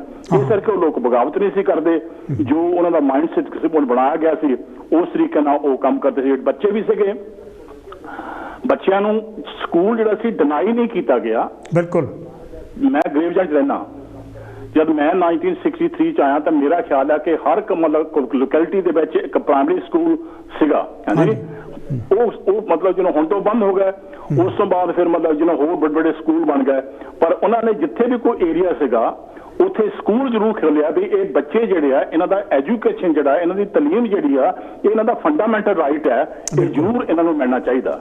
ਚਲੋ ਉਹਦੇ ਵਿੱਚੋਂ ਕਈ ਜਿਹੜੇ ਨੌਜਵਾਨ ਬੱਚੇ ਪੜ੍ਹ ਕੇ ਕੋਈ ਚੰਗੇ ਲੈਵਲ ਤੇ ਵੀ ਗਏ, ਕੋਈ ਬੈਂਕ ਦਾ ਮੈਨੇਜਰ ਬਣ ਗਿਆ, ਕਿਸੇ ਬੈਂਕ ਦਾ ਮੈਨੇਜਰ ਬਣਿਆ, ਉਹ ਜਾਨੀ ਵਰਕਿੰਗ ਏਰੀਆ ਤੱਕ ਹੀ ਰਹੇ। ਪਰ ਜਿਹੜਾ ਉੱਪਰ ਜਿਹੜਾ ਸਿਸਟਮ ਸੀ ਉਹ ਅਮੀਰ ਆਦਮੀ ਨੇ ਆਪਣੇ ਹੱਥ ਵਿੱਚ ਹੀ ਰੱਖਿਆ। ਜਿਹੜੇ ਵੱਡੇ ਟੌਪ ਦੇ ਪ੍ਰਾਈਵੇਟ ਸਕੂਲ ਸੀਗੇ, ਜਿਹੜੇ ਬਹੁਤ ਬੜੀ ਫੀਸ ਸੀ ਉਹਨਾਂ ਦੀ ਪ੍ਰਪੇਅਰ ਕੀਤਾ ਜਾ ਸਕਦਾ ਕੰਟਰੀ ਨੂੰ ਰੂਲ ਕਰਨ ਵਾਸਤੇ, ਉਹ ਮਾਈਂਡ ਸੈਟ ਜ਼ਰੂਰ ਸੀਗਾ ਉਹਦੇ ਵਿੱਚ, ਜਿਹੜਾ ਹਾਲੇ ਵੀ ਹੈਗਾ। ਪਰ ਫਿਰ ਵੀ ਮੈਂ ਇਹ ਕਹਾਂਗਾ ਵੀ ਜਿਹੜਾ 1948 ਵਿੱਚ ਜਿਹੜੀ ਸੋਸ਼ਲ ਸਰਵਿਸ ਲਿਆਂਦੀ ਆ, ਉਸਨੇ ਜਿਹੜੇ ਵਰਕਿੰਗ ਕਲਾਸ ਲੋਕੀ ਸੀ ਉਹਨਾਂ ਦੀ ਸਿਹਤ ਦਾ ਬਹੁਤ ਜ਼ਿਆਦਾ ਖਿਆਲ ਰੱਖਿਆ। ਬਹੁਤ ਵੱਡੀ ਜ਼ਰੂਰੀ ਚੀਜ਼ ਹੈ ਤੁਹਾਡੀ ਸਿਹਤ ਵਾਸਤੇ। ਜਾਂ ਡਾਕਟਰ ਸਾਹਿਬ ਤੁਸੀਂ ਯਕੀਨ ਕਰੋ ਵੀ ਜਦ ਤੁਸੀਂ ਹਸਪੀਟਲ ਜਾਂਦੇ ਸੀ ਨਾ, ਤੁਹਾਨੂੰ ਸਵੇਰ ਨੂੰ ਬੈਸਟ ਬ੍ਰੇਕਫਾਸਟ, ਲੰਚ ਟਾਈਮ, ਔਰ ਕਈ ਦਫਾ ਤੁਹਾਨੂੰ ਬੀਰ ਵੀ ਦਿੱਤੀ ਜਾਂਦੀ ਸੀ, ਗੀਨਸ ਤੁਹਾਨੂੰ ਦਿੱਤੀ ਜਾਂਦੀ ਸੀ, ਕਹਿੰਦੇ ਇਹਦੇ ਵਿੱਚ ਬਲੱਡ ਹੈ। ਮੈਂ ਤੁਸੀਂ ਯਕੀਨ ਕਰੋ, ਅਗਰ ਤੁਹਾਡਾ ਆਪਰੇਸ਼ਨ ਹੋਇਆ ਨਾ, ਤੁਹਾਡੇ ਵਿੱਚੋਂ ਬਲੱਡ ਗਿਆ ਹੈਗਾ, ਤਾਂ ਤੁਹਾਨੂੰ ਰਾਤ ਨੂੰ ਇੱਕ ਬੋਤਲ ਗੀਨਸ ਦੀ ਦਿੱਤੀ ਜਾਂ ਸਟਾਊਟ ਦਿੱਤੀ ਜਾਂਦੀ, ਤਾਂ ਕਿ ਤੁਹਾਡੀ ਬੋਡੀ ਮੁੜ ਕੇ ਬਿਲਡਅਪ ਹੋ ਜਾ। ਇੰਨਾ ਜਾਨੀ ਇੰਨਾ ਜੇ ਡਾਕਟਰ ਆ, ਉਹਦੇ ਨਾਲ 5-7 ਡਾਕਟਰ ਹੋਣਗੇ, ਤੁਹਾਨੂੰ ਪੂਰੀ ਤਰ੍ਹਾਂ ਤੁਹਾਡੀ ਮਤਲਬ ਸਰਚ ਕੀਤੇ ਹੈਗੀ, ਤੁਹਾਨੂੰ ਮਤਲਬ ਇਨਵੈਸਟੀਗੇਟ ਕੀਤਾ ਜਾਊਗਾ ਵੀ ਤੁਹਾਨੂੰ ਕੀ ਪ੍ਰੋਬਲਮ ਹੈਗੀ ਆ। ਜਾਨੀ ਇਹੋ ਜਿਹੀ ਹੈਲਥ ਸਰਵਿਸ ਦੁਨੀਆ 'ਚ ਨਹੀਂ ਹੈਗੀ, ਭਾਵੇਂ ਤੁਸੀਂ ਕਿਸੇ ਵੀ ਦੁਨੀਆ ਚੱਲ ਜਾਓ। ਪਰ ਹਾਲ ਦੇ ਮੁਤਾਬਕ ਦੁਨੀਆ 'ਚ ਡਾਕਟਰ ਸਾਹਿਬ ਬਹੁਤ ਸਾਰੀਆਂ ਚੇਂਜਿਸ ਆਈਆਂ। ਹੁਣ ਵੀ ਜਿਹੜੀ ਸਿਚੁਏਸ਼ਨ ਹੈ ਹੱਲੇ ਵੀ ਮਤਲਬ ਬੈਸਟ ਹੈ, ਪਰ ਇਸ ਵੇਲੇ ਦੁਨੀਆ ਦੀ ਜਿਹੜੀ ਸਿਚੁਏਸ਼ਨ ਬਾਹਰ ਹੋਈ ਨਾ, ਕੁਛ ਇਹਨਾਂ ਗੌਰਮੈਂਟਾਂ ਨੇ ਬਣਾਈਆਂ, ਕੁਛ ਜਿਹੜੇ ਲੋਕਾਂ ਦੀ ਟਰਬਲ ਹੋਈ ਆ, ਮੁਲਕਾਂ ਵਿੱਚ ਵਾਰ ਛਿੜੀ ਆ, ਉੱਥੋਂ ਲੋਕੀ ਮਤਲਬ ਇੱਥੇ ਮੁਲਕ ਆ ਗਏ, ਇਹ ਅਸਾਈਲਮ ਦਾ ਕਲਚਰ ਚੱਲ ਪਿਆ, ਜਿਹੜਾ ਆਇਆ ਚਲੋ ਇੰਗਲੈਂਡ ਨੂੰ, ਜਿਹੜਾ ਨਾ ਆਇਆ ਚਲੋ ਇੰਗਲੈਂਡ ਨੂੰ। ਇਸ ਵੇਲੇ ਸਿਚੁਏਸ਼ਨ ਡਾਕਟਰ ਸਾਹਿਬ ਇਹ ਆ ਵੀ ਯਕੀਨ ਕਰੋ ਤੁਸੀਂ, ਮੈਂ ਸਾਊਥ ਵਾਲ 'ਚ ਗਿਆ ਸੀਗਾ, ਹੋਰ ਮੈਂ ਦੇਖਿਆ ਜਾ ਕੇ, ਤੁਹਾਨੂੰ ਗੋਰਾ ਉੱਥੇ ਦਿਸਦਾ ਹੀ ਨਹੀਂਗਾ। ਉਸ ਕਲਚਰ ਦੇ ਦੋ ਦਿਸਦੇ ਆ ਵੀ ਜਿਹੜੇ ਇਸ ਮੁਲਕ 'ਚ ਰਹਿਣ ਦੇ ਉਹ ਸੈੱਟ ਹੀ ਨਹੀਂ ਗਏ। ਰੱਬ ਜਾਣੇ ਇਸ ਮੁਲਕ ਦਾ ਕੀ ਬਣੇਗਾ, ਕਿਉਂਕਿ ਜਦ ਇੰਨੀਆਂ ਸਾਰਾ ਕਿ ਇੰਨਾ ਸਾਰੇ ਕਲਚਰ 'ਚ ਇੱਕ ਥਾਂ ਇਕੱਠੇ ਕਰਤੇ ਜਾਣ, ਫਿਰ ਉਹਨਾਂ ਦੀ ਜ਼ੁਬਾਨ ਸਾਂਝੀ ਨਹੀਂ, ਕਲਚਰ ਸਾਂਝਾ ਨਹੀਂਗਾ, ਉਸ ਵਿੱਚ ਕਿਸ ਤਰੀਕੇ ਨਾਲ ਸਾਡੇ ਬੱਚੇ ਐਡਜਸਟ ਕਰਨਗੇ, ਰੱਬ ਜਾਣਦਾ ਕੀ ਬਣੇਗਾ। It's very frightening. ਪਰ ਗੱਲ ਨਾਲ ਇਹ ਵੀ ਆ ਵੀ ਇਹਨਾਂ ਕੋਲ ਇਹ ਹੈਗਾ ਕਿ ਵੀ ਇਦਾਂ ਦੀ ਸਿਚੁਏਸ਼ਨ ਵਾਸਤੇ ਇਹਨਾਂ ਕੇ ਫੋਰਸ ਰੱਖੀ ਆ, ਪਾਵਰ ਹੈ, ਉਹ ਇਦਾਂ ਹਾਲਤ ਵਿਗੜ ਨਹੀਂ ਦੇਣਗੇ। ਪਰ ਸਾਡੇ ਮੁਲਕਾਂ ਦਾ ਤੁਹਾਡੇ ਸਾਹਮਣੇ ਜੋ ਕੁਝ ਹੋ ਰਿਹਾ ਕੰਜਰਖਾਨਾ, ਉਹ ਤਾਂ ਜਦ ਮਤਲਬ ਡਾਕਟਰ ਸਾਹਿਬ ਜੇ ਤੁਸੀਂ ਕਿਲੇ ਜਾਂਦੇ ਆ, ਮੈਨੂੰ ਕਿਲੇ 'ਚ ਕੋਈ ਬਚਾ ਲੇਗਾ, ਜੇ ਕਿਲੇ ਦੇ ਮਾਲਕ ਹੀ ਤੁਹਾਨੂੰ ਖਾ ਜਾਣ ਤਾਂ ਉੱਥੇ ਤੁਸੀਂ ਕਰੇਗੇ ਕੀ ਕਰਾਂਗੇ? ਸਾਡੇ ਦਾ ਸਿਸਟਮ ਹੀ ਖਤਮ ਹੋ ਗਿਆ ਨਾ। ਪਰ ਫਿਰ ਵੀ ਇੱਥੇ ਮੈਂ ਕਹਿੰਦਾ ਜਿਹੜੀ ਸਿਕਿਉਰਿਟੀ ਆ ਫਿਰ ਵੀ ਸਾਡੇ ਕੋਲ ਹੈਗੀ ਆ। ਹਾਲਤ ਦੁਨੀਆ ਦੇ ਬਹੁਤ ਭੈੜੇ ਆ ਡਾਕਟਰ ਸਾਹਿਬ, ਤੁਹਾਡੇ ਸਾਹਮਣੇ ਆ 28,000 ਜਿਹੜੇ ਇਮੀਗ੍ਰੈਂਟਸ ਆਏ ਆ ਫਰਾਂਸ ਦੇ ਵਿੱਚੋਂ, ਉਹ ਬੋਟ ਦੇ ਰਾਹੀਂ ਤੁਰੇ ਆਉਂਦੇ ਆ, ਉਹਨਾਂ ਨੂੰ ਫਿਰ ਬਾਹਰ ਨਹੀਂ ਛੱਡਿਆ ਗਿਆ, ਉਹਨਾਂ ਵਾਸਤੇ ਖਰਚਾ ਬਹੁਤ ਆ ਰਿਹਾ। ਹੁਣ ਇਹਨਾਂ ਨੇ ਕਿਹਾ ਵੀ ਇਹਨਾਂ ਨੂੰ ਰਵਾਂਡਾ 'ਚ ਭੇਜ ਦਿਓ 28,000। ਕਈਆਂ ਨੂੰ ਤਕਲੀਫ ਜ਼ਰੂਰ ਹੋਈ ਦੇ ਕਿ ਭੇਜ ਰਹਾ, ਪਰ ਗੱਲ ਤਾਂ ਵਿੱਚ ਇਹ ਵੀ ਘੱਟੋ ਘੱਟ ਇਹਨਾਂ ਨੂੰ ਅਕਲ ਤਾਂ ਉਹ ਵੀ ਥੋੜੀ ਵੀ ਚੁੱਪ, ਜਿਵੇਂ ਤੁਸੀਂ ਫਰਾਂਸ 'ਚੋਂ ਆਇਆ, ਬੈਲਜੀਅਮ 'ਚੋਂ ਆਇਆ, ਹੋਰ ਕੰਟਰੀਆਂ 'ਚ ਤਾਂ ਉੱਥੇ ਰਹੋ ਤਾਂ ਨਹੀਂ। ਉਹਨਾਂ ਨੂੰ ਕਿਸੇ ਨੇ ਦੱਸ ਗਿਆ ਵੀ ਇੱਥੇ ਆਓ, ਇੱਥੇ ਤਾਂ ਈਜ਼ੀ ਬਹੁਤ ਆ, ਜਿੱਦਾਂ ਮਰਜ਼ੀ ਫਰਾਡ ਕਰ ਲਓ, ਜਿੱਦਾਂ ਮਰਜ਼ੀ ਪੈਸਾ ਖਿੱਚ ਲਓ, ਜੋ ਮਰਜ਼ੀ ਕਰ ਲਓ, ਕੰਮ ਦੀ ਕੋਈ ਕਮੀ ਨਹੀਂ, ਪ੍ਰਾਈਵੇਟ। ਸੋ ਸਿਸਟਮ ਜਿਹੜਾ ਹੈਗਾ ਡਾਕਟਰ ਸਾਹਿਬ ਬਹੁਤ ਗਲਤ ਜਾ ਸਿਆ, ਜਿਹਦੇ ਨਾਲ ਤੁਸੀਂ ਮੈਂ ਸਾਰੇ ਸਫਰ ਕਰਾਂਗੇ, ਜਿਹਨਾਂ ਸਾਡੇ ਬੱਚੇ ਜਿਹੜੇ ਆ very frighten, very bleak situation, very uncertain future in the front. ਤੁਸੀਂ ਕਿੱਥੇ ਚਲ ਜਾਓਗੇ, ਕਿੱਥੇ ਭੱਜ ਕੇ ਚਲ ਜਾਓਗੇ, ਸੋ ਮੈਂ ਇਹੀ ਕਹਾਂਗਾ। ਪਰ ਫਿਰ ਵੀ ਮੈਂ ਕਹਿੰਦਾ this country is the best country to live. ਜਿਹੜਾ ਸੋਸ਼ਲ ਸਰਵਿਸ ਹੈ ਡਾਕਟਰ ਸਾਹਿਬ ਇੱਥੇ ਦੀ, ਜਿਹੜੀ ਮੈਡੀਕਲ ਸਰਵਿਸ ਹੈ, ਜਿਹੜੇ ਹੈਲਥ ਸਰਵਿਸ ਆ, ਇਹ 'ਚ ਦੁਨੀਆ ਦਾ ਕੋਈ ਮੁਕਾਬਲਾ ਨਹੀਂਗਾ। ਐਂਡ ਵੀ ਸਲੂਟ ਜਿਹਨਾਂ ਲੋਕਾਂ ਨੇ ਇਹ ਹੈਲਥ ਸਰਵਿਸ ਲਿਆਂਦੀ ਆ, ਉਹਨੂੰ ਕਾਮਯਾਬ ਰੱਖਣ, ਉਹਨੂੰ ਮਤਲਬ ਚਾਲੂ ਰੱਖਣ ਵਾਸਤੇ, ਸਭ ਕੁਝ ਕਰਨ ਵਾਸਤੇ ਬਹੁਤ ਪੈਸਾ ਖਰਚ ਹੁੰਦਾ ਡਾਕਟਰ ਸਾਹਿਬ। ਤੁਸੀਂ ਹਸਪਤਾਲ ਜਾ ਕੇ ਦੇਖੋ, ਤੁਹਾਨੂੰ ਹੈਰਾਨ ਹੋ ਜਾਓਗੇ। ਪਰ ਕੰਟਰੀ ਡਾਕਟਰ ਸਾਹਿਬ ਸਭ ਕੁਝ ਹੋਣ ਦੇ ਬਾਵਜੂਦ ਵੀ ਨਾ, ਤੁਸੀਂ ਬਾਹਰ ਜਾ ਕੇ ਦੇਖੋ, ਮੈਨੂੰ ਤੁਹਾਡੇ ਇਲਾਕਿਆਂ ਦਾ ਪਤਾ ਨਹੀਂਗਾ, ਮੈਂ ਲੰਡਨ 'ਚ ਫਿਰ ਤੁਰ ਕੇ ਆਇਆ ਕਿ ਮੈਨੂੰ ਆਦਤ ਹੈਗੀ ਆ, ਮੇਰੀ ਨਵੀਂ ਟ੍ਰੇਨ ਲਾਈਨ ਚੱਲੀ, ਉਹ ਸਾਊਥ ਹਾਲ ਤੋਂ ਗਿਆ। ਇਹੋ ਜਿਹੀਆਂ ਚੀਜ਼ਾਂ ਬਣਾਈਆਂ ਡਾਕਟਰ ਸਾਹਿਬ, ਇਹੋ ਜਿਹੀਆਂ ਬੈਡਕਾਂ ਬਣਾਈਆਂ, ਇਹੋ ਜਿਹਾ ਸਟੇਸ਼ਨ ਬਣਾਇਆ, ਆਦਮੀ ਦੇਖ ਕੇ ਹੈਰਾਨ ਹੋ ਜਾਂਦਾ, ਕਹਿੰਦਾ ਯਾਰ ਵਾਕਈ ਇਹ ਮੁਲਕ ਅੱਗੇ ਨੂੰ ਜਾ ਰਿਹਾ, ਪਿੱਛੇ ਨਹੀਂ ਜਾ ਰਿਹਾ। ਤੁਸੀਂ ਕਿਸੇ ਪਾਸੇ ਨੂੰ ਦੇਖ ਲਓ, ਟ੍ਰੇਨ ਦੇ ਵਿੱਚ ਸਾਈਡ ਨੂੰ ਜਾ ਕੇ ਦੇਖੋ, ਬੜੇ ਫਲੈਟ, ਬੜੀਆਂ ਬਿਲਡਿੰਗਾਂ, ਟੌਪ ਕਲਾਸ ਹਰ ਚੀਜ਼ ਬਣ ਰਹੀ ਆ। ਕੁਛ ਜੇ ਡਾਕਟਰ ਬਣਾ ਰਿਹਾ ਤਾਂ ਉਹਨਾਂ ਨੂੰ ਪਤਾ ਤਾਂ ਹੈਗਾ ਵੀ ਇੱਥੇ ਕਿਸੇ ਰਹਿਣਾ ਹੈਗਾ। ਇਸ ਕਰਕੇ ਇਸ ਕੰਟਰੀ ਐਸੀ ਕੋਈ ਗੱਲ ਨਹੀਂ, ਗੋਡ ਏ ਫਿਊਚਰ, ਪਰ ਇਸ ਦਾ ਸੋਸ਼ਲ ਸਟਰਕਚਰ ਕੀ ਰਹੇਗਾ ਇਹਦੇ ਬਾਰੇ ਮੈਂ ਕੁਝ ਕਹਿ ਨਹੀਂ ਸਕਦਾ। ਡਾਕਟਰ ਸਾਹਿਬ ਬਹੁਤ ਮਿਹਰਬਾਨੀ, ਥੈਂਕ ਯੂ ਜੀ। ਮੈਂ ਕੋਈ ਲਾਈਨ ਆਊਟ ਨਹੀਂ ਗਿਆ, ਪਰ ਜੋ ਮੇਰਾ ਦਿਮਾਗ 'ਚ ਆ ਮੈਂ ਤੁਹਾਨੂੰ ਬਹੁਤ ਮਿਹਰਬਾਨੀ ਮੇਰੇ ਵੀਰ। ਇਹ ਤਾਂ ਸੀ ਜੀ ਹਰਭਜਨ ਸੁਮਨ ਹੋਣੀ ਗ੍ਰੇਵਜ਼ੈਂਡ ਤੋਂ, ਜਿਨ੍ਹਾਂ ਨੇ ਫੋਨ ਸੀ ਕੀਤਾ। ਤੁਸੀਂ ਵੀ ਸਾਨੂੰ ਟੈਲੀਫੋਨ ਕਾਲ ਕਰਕੇ ਆਪਣੇ ਵਿਚਾਰ ਦੱਸ ਸਕਦੇ ਆ ਵੀ ਸਾਡੀ ਵੈਲਫੇਅਰ ਸਟੇਟ ਜਿਹੜੀ ਆ ਕਿੱਧਰ ਨੂੰ ਜਾ ਰਹੀ ਆ, ਉਹਦੇ ਵਿੱਚ ਕਿੰਨੀਆਂ ਚੇਂਜਸ ਆਈਆਂ ਹੈਗੀਆਂ, ਜਿਹੜੀ ਮੈਂ ਥੋੜ੍ਹੀ ਜਿਹੀ ਤੁਹਾਨੂੰ ਡਿਟੇਲ ਦੱਸੀਆਂ, ਅਤੇ ਉਹਦੇ ਵਿੱਚ ਅਬਿਊਜ਼ ਵੀ ਹੋ ਰਿਹਾ ਹੈਗਾ। ਬਹੁਤ ਸਾਰੇ ਲੋਕ ਅਜੇ ਵੀ ਜਿਹੜੇ ਆ ਇੱਥੇ ਇਸ ਮੁਲਕ ਵਿੱਚ ਆਉਣਾ ਚਾਹੁੰਦੇ ਆ। ਹੈਲੋ ਜੀ, ਕੌਣ ਤੇ ਜੀ, ਕਿੱਥੋਂ ਬੋਲ ਰਹੇ ਜੀ? ਹੈਲੋ, ਹਾਂਜੀ ਡਾਕਟਰ ਸਾਹਿਬ ਸਤਿ ਸ਼੍ਰੀ ਅਕਾਲ। ਹਾਂਜੀ ਸਤਿ ਸ਼੍ਰੀ ਅਕਾਲ, ਜਗਦੀਸ਼ ਸਿੰਘ ਬੋਲਦਾ ਜੀ ਗਲਾਸ। ਹਾਂਜੀ ਜਗਦੀਸ਼ ਜੀ, ਕੀ ਕਹਿਣਾ ਚਾਹੋਗੇ ਤੁਸੀਂ ਵੈਲਫੇਅਰ ਸਟੇਟ ਬਾਰੇ? ਵੈਲਫੇਅਰ ਸਟੇਟ ਦੇਖੋ ਜੀ, ਬਣਾਈ ਤਾਂ ਇਸ ਤਰ੍ਹਾਂ ਸੀਗੀ ਕਿ ਵੈਲਫੇਅਰ ਦਾ ਮਤਲਬ ਵੀ ਕਲਿਆਣਕਾਰੀ ਹੁੰਦਾ, ਵੀ ਸਭ ਦਾ ਭਲਾ ਹੋਵੇ। ਲੋਕਾਂ ਨੇ ਉਹਨਾਂ ਨੂੰ ਆਪਣੇ ਫਾਇਦੇ ਵਾਸਤੇ ਇਸ ਤਰ੍ਹਾਂ ਦਾ ਬਣਾਤਾ ਜੀ, ਐ ਰੱਖ ਦਿੱਤਾ ਵੀ land of milk and honey, ਵੀ ਇੱਥੇ ਸਭ ਕੁਛ ਮੁਫਤ ਹੀ ਮਿਲਦਾ, ਕੋਈ ਕੰਮ ਕਰਨ ਦੀ ਲੋੜ ਨਹੀਂ, ਘਰੇ ਬੈਠੇ ਨੂੰ ਜਾਇਰੋ ਆ ਜਾਂਦਾ, ਚੈੱਕ ਆ ਜਾਂਦਾ, ਪੈਸੇ ਆ ਜਾਂਦੇ ਆ। ਔਰ ਇੱਥੇ ਤੱਕ ਸਰਕਾਰਾਂ ਨੇ ਬਣਾਤਾ ਕਿ ਮਨੀ ਐਡਵਾਈਸ ਆਫਿਸ ਖੋਲ ਦਿੱਤੇ। ਬਿਲਕੁਲ, ਅਗਰ ਤੁਸੀਂ ਮਨੀ ਐਡਵਾਈਸ ਨੂੰ ਫੋਨ ਕਰੋ ਜੀ, ਉਹ ਤੁਹਾਨੂੰ ਸਾਰੇ ਥੋੜੇ ਸਰਕਮਸਟਾਂਸਿਸ ਪੁੱਛ ਕੇ ਕਹਿੰਦੇ ਤੁਸੀਂ ਤੁਹਾਨੂੰ ਆਹ ਮਿਲ ਸਕਦਾ, ਤੁਹਾਨੂੰ ਆਹ ਮਿਲ ਸਕਦਾ, ਉਹ ਫਟਾਫਟ ਕਹਿੰਦੇ ਅੱਛਾ ਇਹ ਵੀ ਲੈ ਲਈਏ, ਇਹ ਵੀ ਲੈ ਲਈਏ। ਚੰਗੇ ਜਾਂ ਮਾੜੇ ਤਰੀਕੇ ਨਾਲ ਉਹ ਹੁੰਦਾ ਵੀ ਜੋ ਮਿਲ ਜਾਵੇ ਨਾ ਉਹ ਲਾਹੇ ਦਾ ਹੀ ਆ। ਅੱਛਾ, ਜ਼ਿਆਦਾ ਲੰਬੀ ਗੱਲ ਨਾ ਕਰਦੇ ਹੋਏ ਤੁਸੀਂ ਸਭ ਕੁਝ ਦੱਸ ਚੁੱਕੇ ਆ ਕਿ ਬੇਰੁਜ਼ਗਾਰੀ ਭੱਤਾ, ਕਲਿਆਣਕਾਰੀ ਭੱਤੇ, ਸਪਲੀਮੈਂਟਰੀ ਅਲਾਊਂਸਿਸ, ਚਾਈਲਡ ਸਪੋਰਟ ਵਗੈਰਾ ਵਗੈਰਾ, ਸੋਸ਼ਲ ਸਿਕਿਉਰਿਟੀ, ਇਨਕਮ ਸਪੋਰਟ, ਇਹਨਾਂ ਸਾਰਿਆਂ ਨੂੰ ਉਹਨਾਂ ਨੇ ਹੁਣ ਸੋਧ ਕੇ ਦੱਸਦੇ ਨਾ ਵੀ ਇੱਕੋ ਹੀ ਪੱਤਾ ਬਣਾਉਣ ਦੀ ਯੋਜਨਾ ਹੈ ਵੀ ਬਸ ਇਸ ਪੱਤੇ ਦੇ ਤਹਿਤ ਜਿਹੜੇ ਵੀ ਤੇਰੇ ਸਰਕਮਸਟਾਂਸ ਇਹ 'ਚ ਪਾ ਕੇ ਤੈਨੂੰ ਆਹ ਪੇਮੈਂਟ ਮਿਲਣੀ ਹੈ। ਉਹਦੇ ਨਾਲ ਉਹਨਾਂ ਦਾ ਜਿਹੜਾ ਕੰਮ ਵੀ ਘੱਟਦਾ ਹੈਗਾ ਜਿਹੜੇ ਸਰਕਾਰੀ ਮੁਲਾਜ਼ਮ ਆ। ਜਿਹੜੀ ਅਗਲੀ ਗੱਲ ਆਉਂਦੀ ਹੈ ਨਾ ਉਹ ਹੈ ਕਿ ਇਸ ਵੇਲੇ ਇੱਕ ਨਵੀਂ ਖਬਰ ਜਿਹੜੇ ਇੰਡੀਆ ਤੋਂ ਹੁਣ ਤਾਜ਼ੇ ਆ ਰਹੇ ਬੰਦੇ ਉਹ ਦੱਸਦੇ ਆ ਕਿ ਨਵੇਂ ਆ ਕੇ ਵਸਣ ਵਾਲੇ ਜਿਹੜੇ ਨਾ NHS ਦੀ ਫੀਸ ਉੱਥੇ ਤੁਰਨ ਤੋਂ ਪਹਿਲਾਂ ਹੀ ਇੰਡੀਆ ਜਮ੍ਹਾਂ ਕਰਾ ਲੈਂਦੇ ਆ।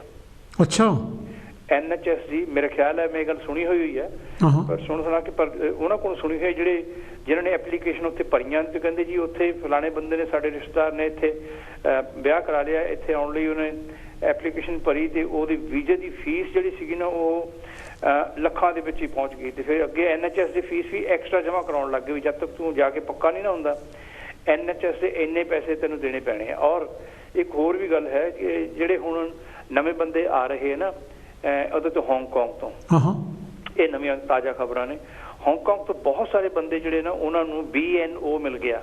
ਅੱਛਾ, ਤੇ BNO ਦਾ ਮਤਲਬ ਮੇਰੇ ਖਿਆਲ ਹੈ ਵੀ ਬ੍ਰਿਟਿਸ਼ ਨੈਸ਼ਨੈਲਿਟੀ ਓਵਰਸੀਜ਼ ਇਹਦਾ ਦਾ ਕੋਈ ਨਾਮ ਹੈਗਾ ਉਹਦਾ।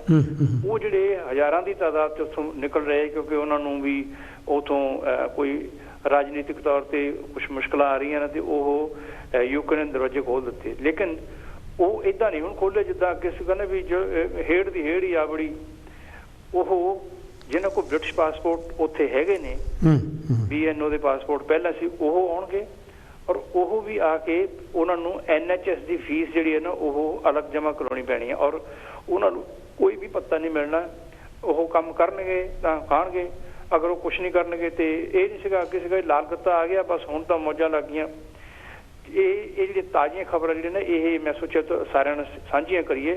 ਮੈਂ ਫਿਰ ਇੱਕ ਵਾਰੀ ਮਾਫੀ ਮੰਗ ਲਵਾਂ ਮੇਰੇ ਵੱਲੋਂ ਔਰ ਕਾਂਸ਼ੀ TV ਦੀ ਕੋਈ ਰਿਸਪੌਂਸਿਬਿਲਿਟੀ ਨਹੀਂ ਹੈ। ਜਿਹੜੀ ਮੈਂ ਗੱਲ ਕਹੀ ਹੈ ਮੈਂ ਖਬਰ ਸੁਣੀ ਹੈ ਔਰ ਸੁਣੀ ਸੁਣਾਈ ਗੱਲ ਬਾਕੀ ਸਭ ਨੂੰ ਸ਼ੇਅਰ ਕੀਤੀ ਹੈ। ਤੁਸੀਂ ਇਸ ਬਾਰੇ ਤਹਿਕੀਕਾਤ ਕਰ ਲਓ ਵੀ ਕੀ NHS ਵਾਲੇ ਇੰਡੀਆ ਤੋਂ ਜਿਹੜਾ ਕੋਈ ਵੀਜ਼ਾ ਲੈਣ ਲੱਗਿਆ ਤੇ ਉਹਦੇ ਕੀ NHS ਵਾਲੇ ਕਿੰਨੇ ਪੈਸੇ ਮੰਗਦੇ ਆ ਔਰ ਮੰਗਦੇ ਵੀ ਹੈ ਕਿ ਨਹੀਂ। ਦੂਸਰੀ ਗੱਲ ਹੈ ਜਿਹੜੇ ਆਹ ਹੁਣ ਆ ਰਹੇ ਹੈਗੇ ਇਹਦੇ 'ਚੋਂ ਹਾਂਗਕਾਂਗ 'ਚੋਂ ਇਹਨਾਂ ਤਾਂ ਮੈਂ ਪੱਕਾ ਹੀ ਸੁਣਿਆ ਵੀ ਇਹ ਉਹਨਾਂ ਨਾਲ ਗੱਲਾਂ ਵੀ ਹੋਈਆਂ ਇੱਥੇ ਪਹੁੰਚਿਆ ਨਾ ਆਪ ਕਿ ਉਹ ਕਹਿੰਦੇ ਵੀ ਸਾਨੂੰ ਇੱਥੇ ਕੰਮ ਕਰਨਾ ਪਊਗਾ ਔਰ ਰਾਈਟ ਟੂ ਰੈਂਟ ਸਾਨੂੰ ਮਿਲ ਗਿਆ, ਰਾਈਟ ਟੂ ਵਰਕ ਮਿਲ ਗਿਆ, ਪਰ ਇਹ ਨਹੀਂ ਹੈਗਾ ਵੀ ਸਾਨੂੰ ਵਰਕ ਵੀ ਜ਼ਰੂਰ ਮਿਲ ਜੂਗਾ। ਇਹ ਅਸੀਂ ਆਪ ਕੋਸ਼ਿਸ਼ਾਂ ਕਰਨੀਆਂ ਨੇ।